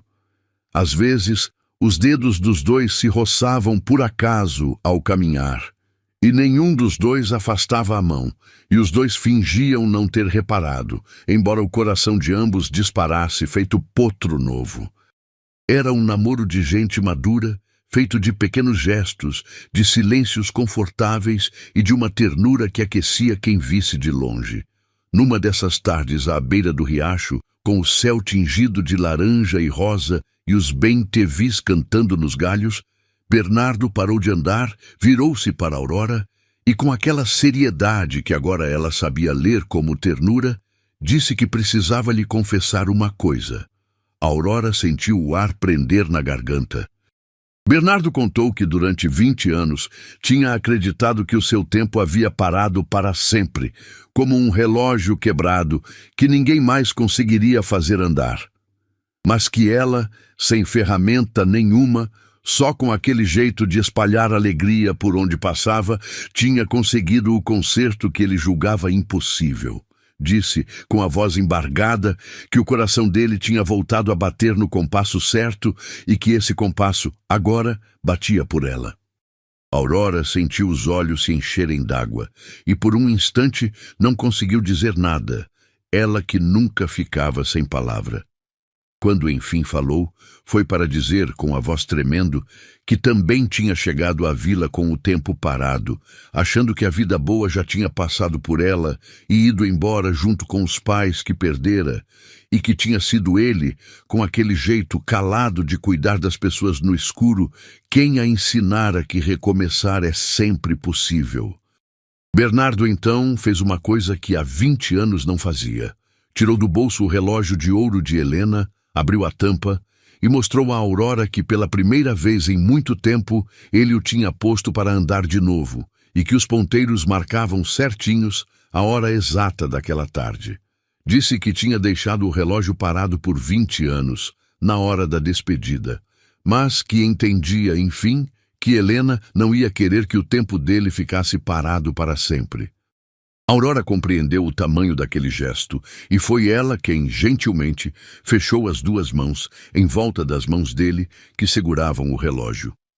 Ficaram assim, ali, à beira do riacho, com o céu inteiro pegando fogo de tanto laranja e rosa, dois adultos que a vida tinha machucado e que agora, sem pressa, se permitiam ser felizes de novo. Bernardo, juntando toda a coragem que um homem tímido consegue juntar, perguntou a Aurora, com a voz baixa, se ela aceitaria dividir com ele o resto do tempo que lhe restasse. Fosse muito, fosse pouco. Não foi um pedido com palavras bonitas, não tinha joelho no chão, nem anel guardado. Era apenas um homem simples oferecendo a uma mulher tudo o que tinha, que era um coração recém-consertado e a vontade de fazer dela feliz. Aurora riu e chorou ao mesmo tempo, e respondeu que sim, que aceitava, que tinha atravessado meio Goiás numa carroça de correio sem saber que estava vindo justamente para aquilo. E foi assim, sem pressa e sem alarde, sob o olhar discreto dos bem-te-vis, que os dois selaram o compromisso de uma vida juntos. Voltaram para a vila, já na boca da noite, andando devagar, sem pressa nenhuma de chegar, os passos casados como se tivessem ensaiado a vida inteira para caminhar juntos. Não contaram a ninguém naquela primeira noite. Guardaram o segredo por mais algumas horas, só deles, como quem guarda na palma da mão um pingo de orvalho com medo de derramar. Aurora foi para o quarto dos fundos da venda e não conseguiu dormir, de tanta alegria miudinha que lhe corria por dentro. Bernardo voltou para a ferraria, sentou-se na bancada onde por 20 anos consertara o tempo dos outros, e ficou um tempo longo, apenas olhando o relógio de ouro de Helena a bater de novo, sereno, sentindo que a vida, de algum jeito que ele não sabia explicar, tinha enfim voltado para o lugar certo. Na manhã seguinte, quando os dois se cruzaram na praça e trocaram um simples bom dia diante de todos, ninguém precisou que eles dissessem nada. Bastou ver o jeito como o homem mais sério da vila olhava para a mulher, que fazia todos sorrirem, para que a notícia, sem uma palavra, corresse de boca em boca como água de cheia, e até o meio-dia não havia no Bom Retiro alma que não soubesse e sorrisse. O noivado foi anunciado num domingo, depois da missa, e a vila inteira festejou como se fosse coisa da própria família.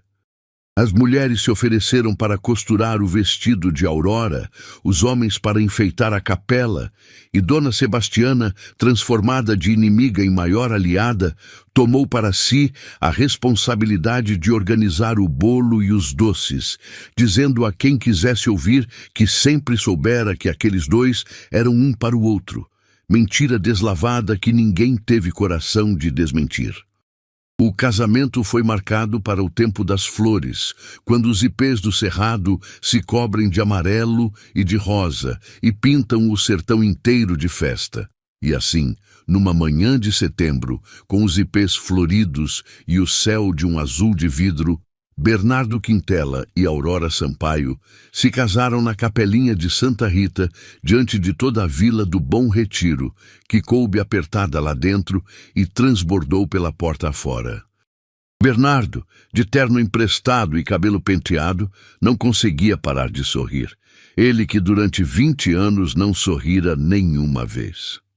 Aurora entrou ao som da viola com uma coroa de flores do campo nos cabelos, mais bonita na sua simplicidade do que qualquer noiva enfeitada de seda.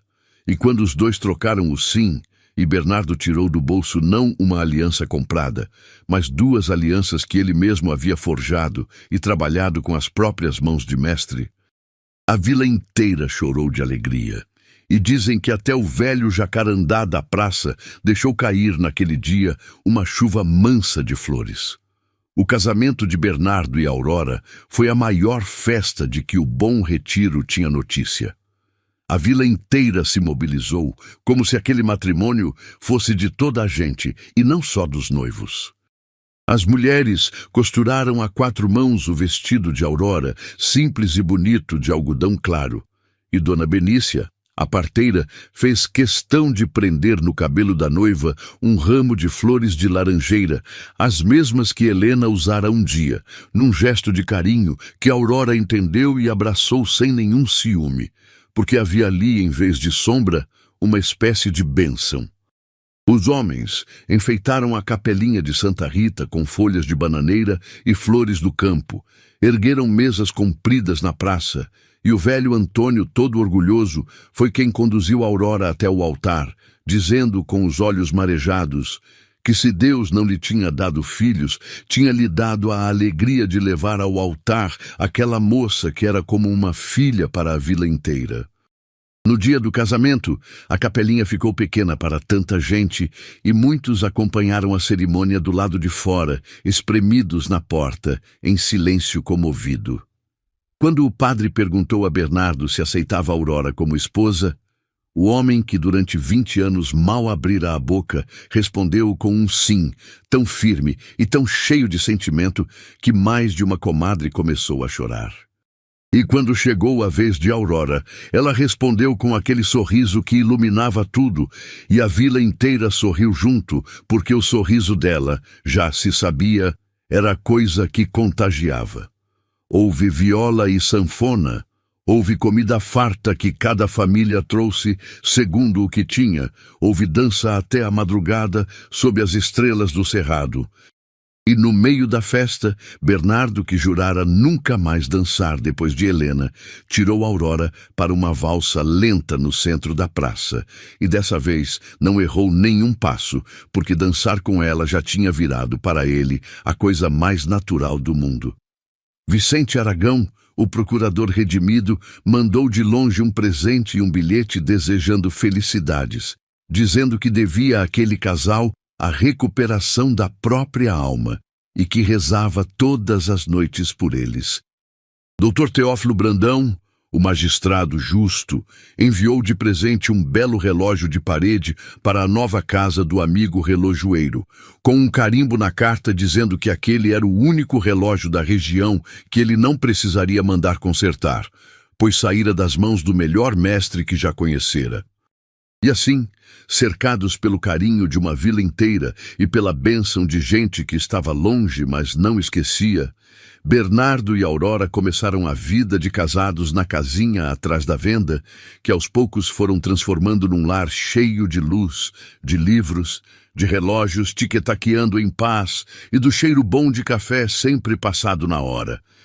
Os anos passaram sobre o Bom Retiro, como passam as estações sobre o cerrado, trazendo chuvas e secas, colheitas e festas, e levando devagar a poeira do tempo. Mas algumas coisas, em vez de envelhecer, só ficaram mais bonitas. O amor de Bernardo e Aurora foi uma delas. Quem passasse pela vila muitos anos depois encontraria um casal de cabelos já grisalhos, sentados ao entardecer no banco, em frente à antiga ferraria, que com o tempo tinha virado meio ferraria, meio oficina de relógios, meio ponto de encontro de quem precisava de uma palavra amiga. As mãos dos dois, uma calejada de ferro, a outra manchada de tinta de tanto escrever na lousa, continuavam a se procurar como no primeiro dia. E o sorriso de Bernardo, que um dia fora coisa rara como chuva no sertão, tinha virado a coisa mais comum e mais querida da vila.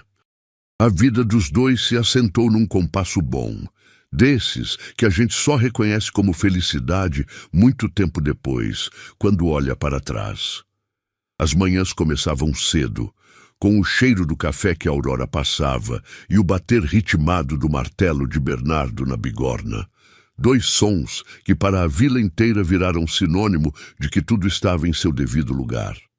De dia, ela ensinava as letras na escolinha que tinha crescido e ganhado até um quadro negro de verdade, e ele atendia à freguesia, ora ferrando um animal, ora devolvendo a vida a um relógio que chegava morto e saía tiquetaqueando.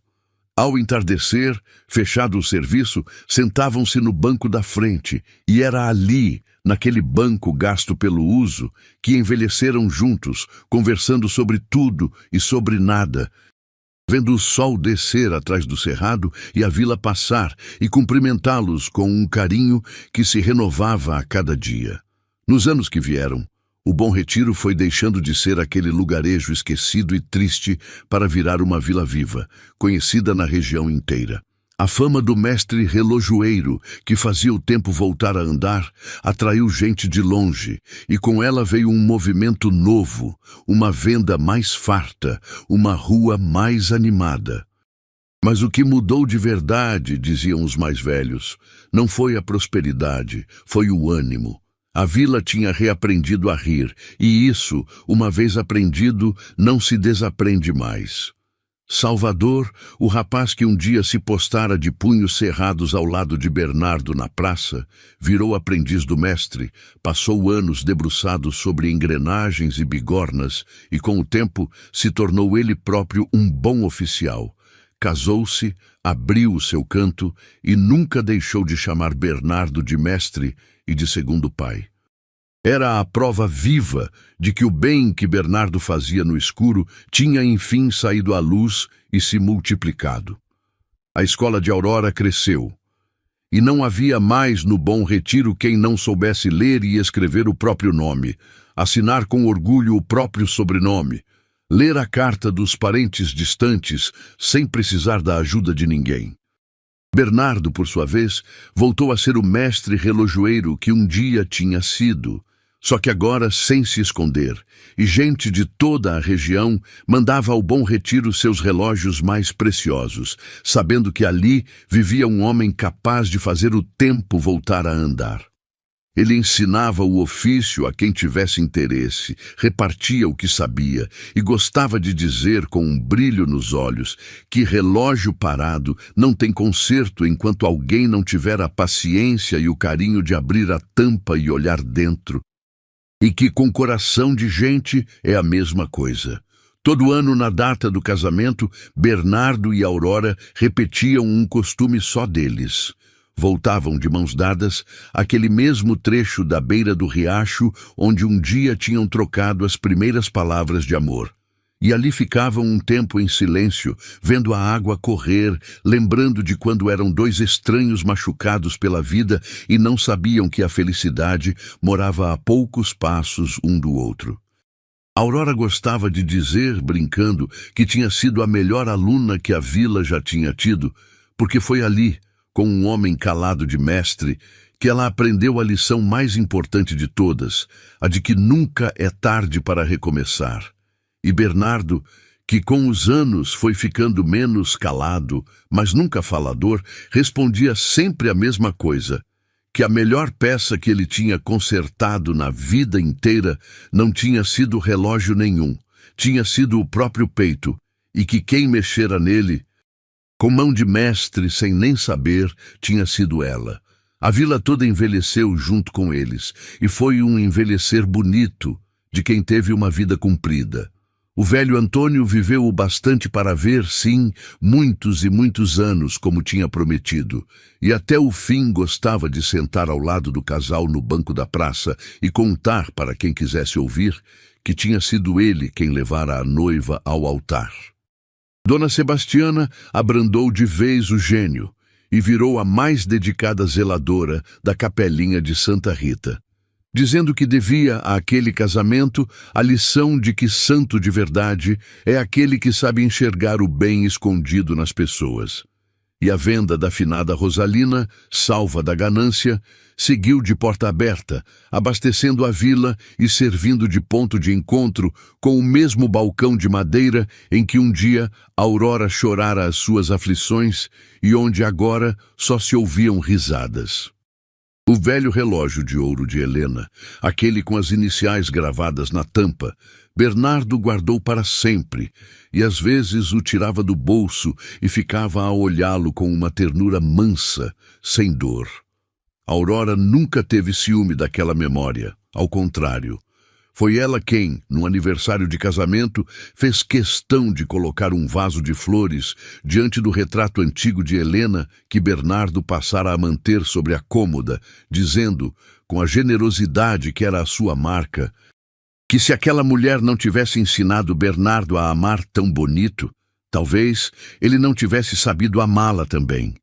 E assim, os dois amores, o que se fora e o que ficara, conviviam em paz dentro de um coração que, como Aurora um dia dissera, tinha crescido para caber tudo sem expulsar nada. Dizem os antigos do Bom Retiro, hoje uma vila próspera e conhecida na região inteira como a vila onde o povo mais ri, que tudo começou no dia em que uma mulher de riso fácil desceu da carroça do correio e não teve medo de bater na porta de ferro do homem mais sério do lugar. Dizem que o sorriso, assim como o amor, é coisa que se espalha, que basta uma pessoa começar para que a vila inteira aprenda. E quando algum forasteiro de passagem pergunta por que naquele cantinho do interior de Goiás as pessoas parecem mais felizes do que em qualquer outro lugar, sempre aparece um mais velho, de olhos marejados, disposto a contar, na sombra do velho jacarandá, a história daquele amor. E é sempre a mesma história, contada com as mesmas palavras, como quem reza uma oração que não se cansa de repetir, que a mais bela história de amor da vila foi a do homem sério e da mulher que fazia todos sorrirem, que ele ensinou a ela que existe gente boa que faz o bem no escuro, sem querer aplauso, e que ela ensinou a ele e a vila inteira que por mais pesada que tenha sido a dor, por mais trancado que esteja o coração, sempre, sempre vale a pena abrir de novo a porta quando é o amor que está do lado de fora batendo. E foi assim, com um sorriso reencontrado e um tempo que voltou a andar, que os dois viveram lado a lado, felizes, até que os cabelos ficaram brancos como a flor do algodão e o amor, esse, ficou eterno,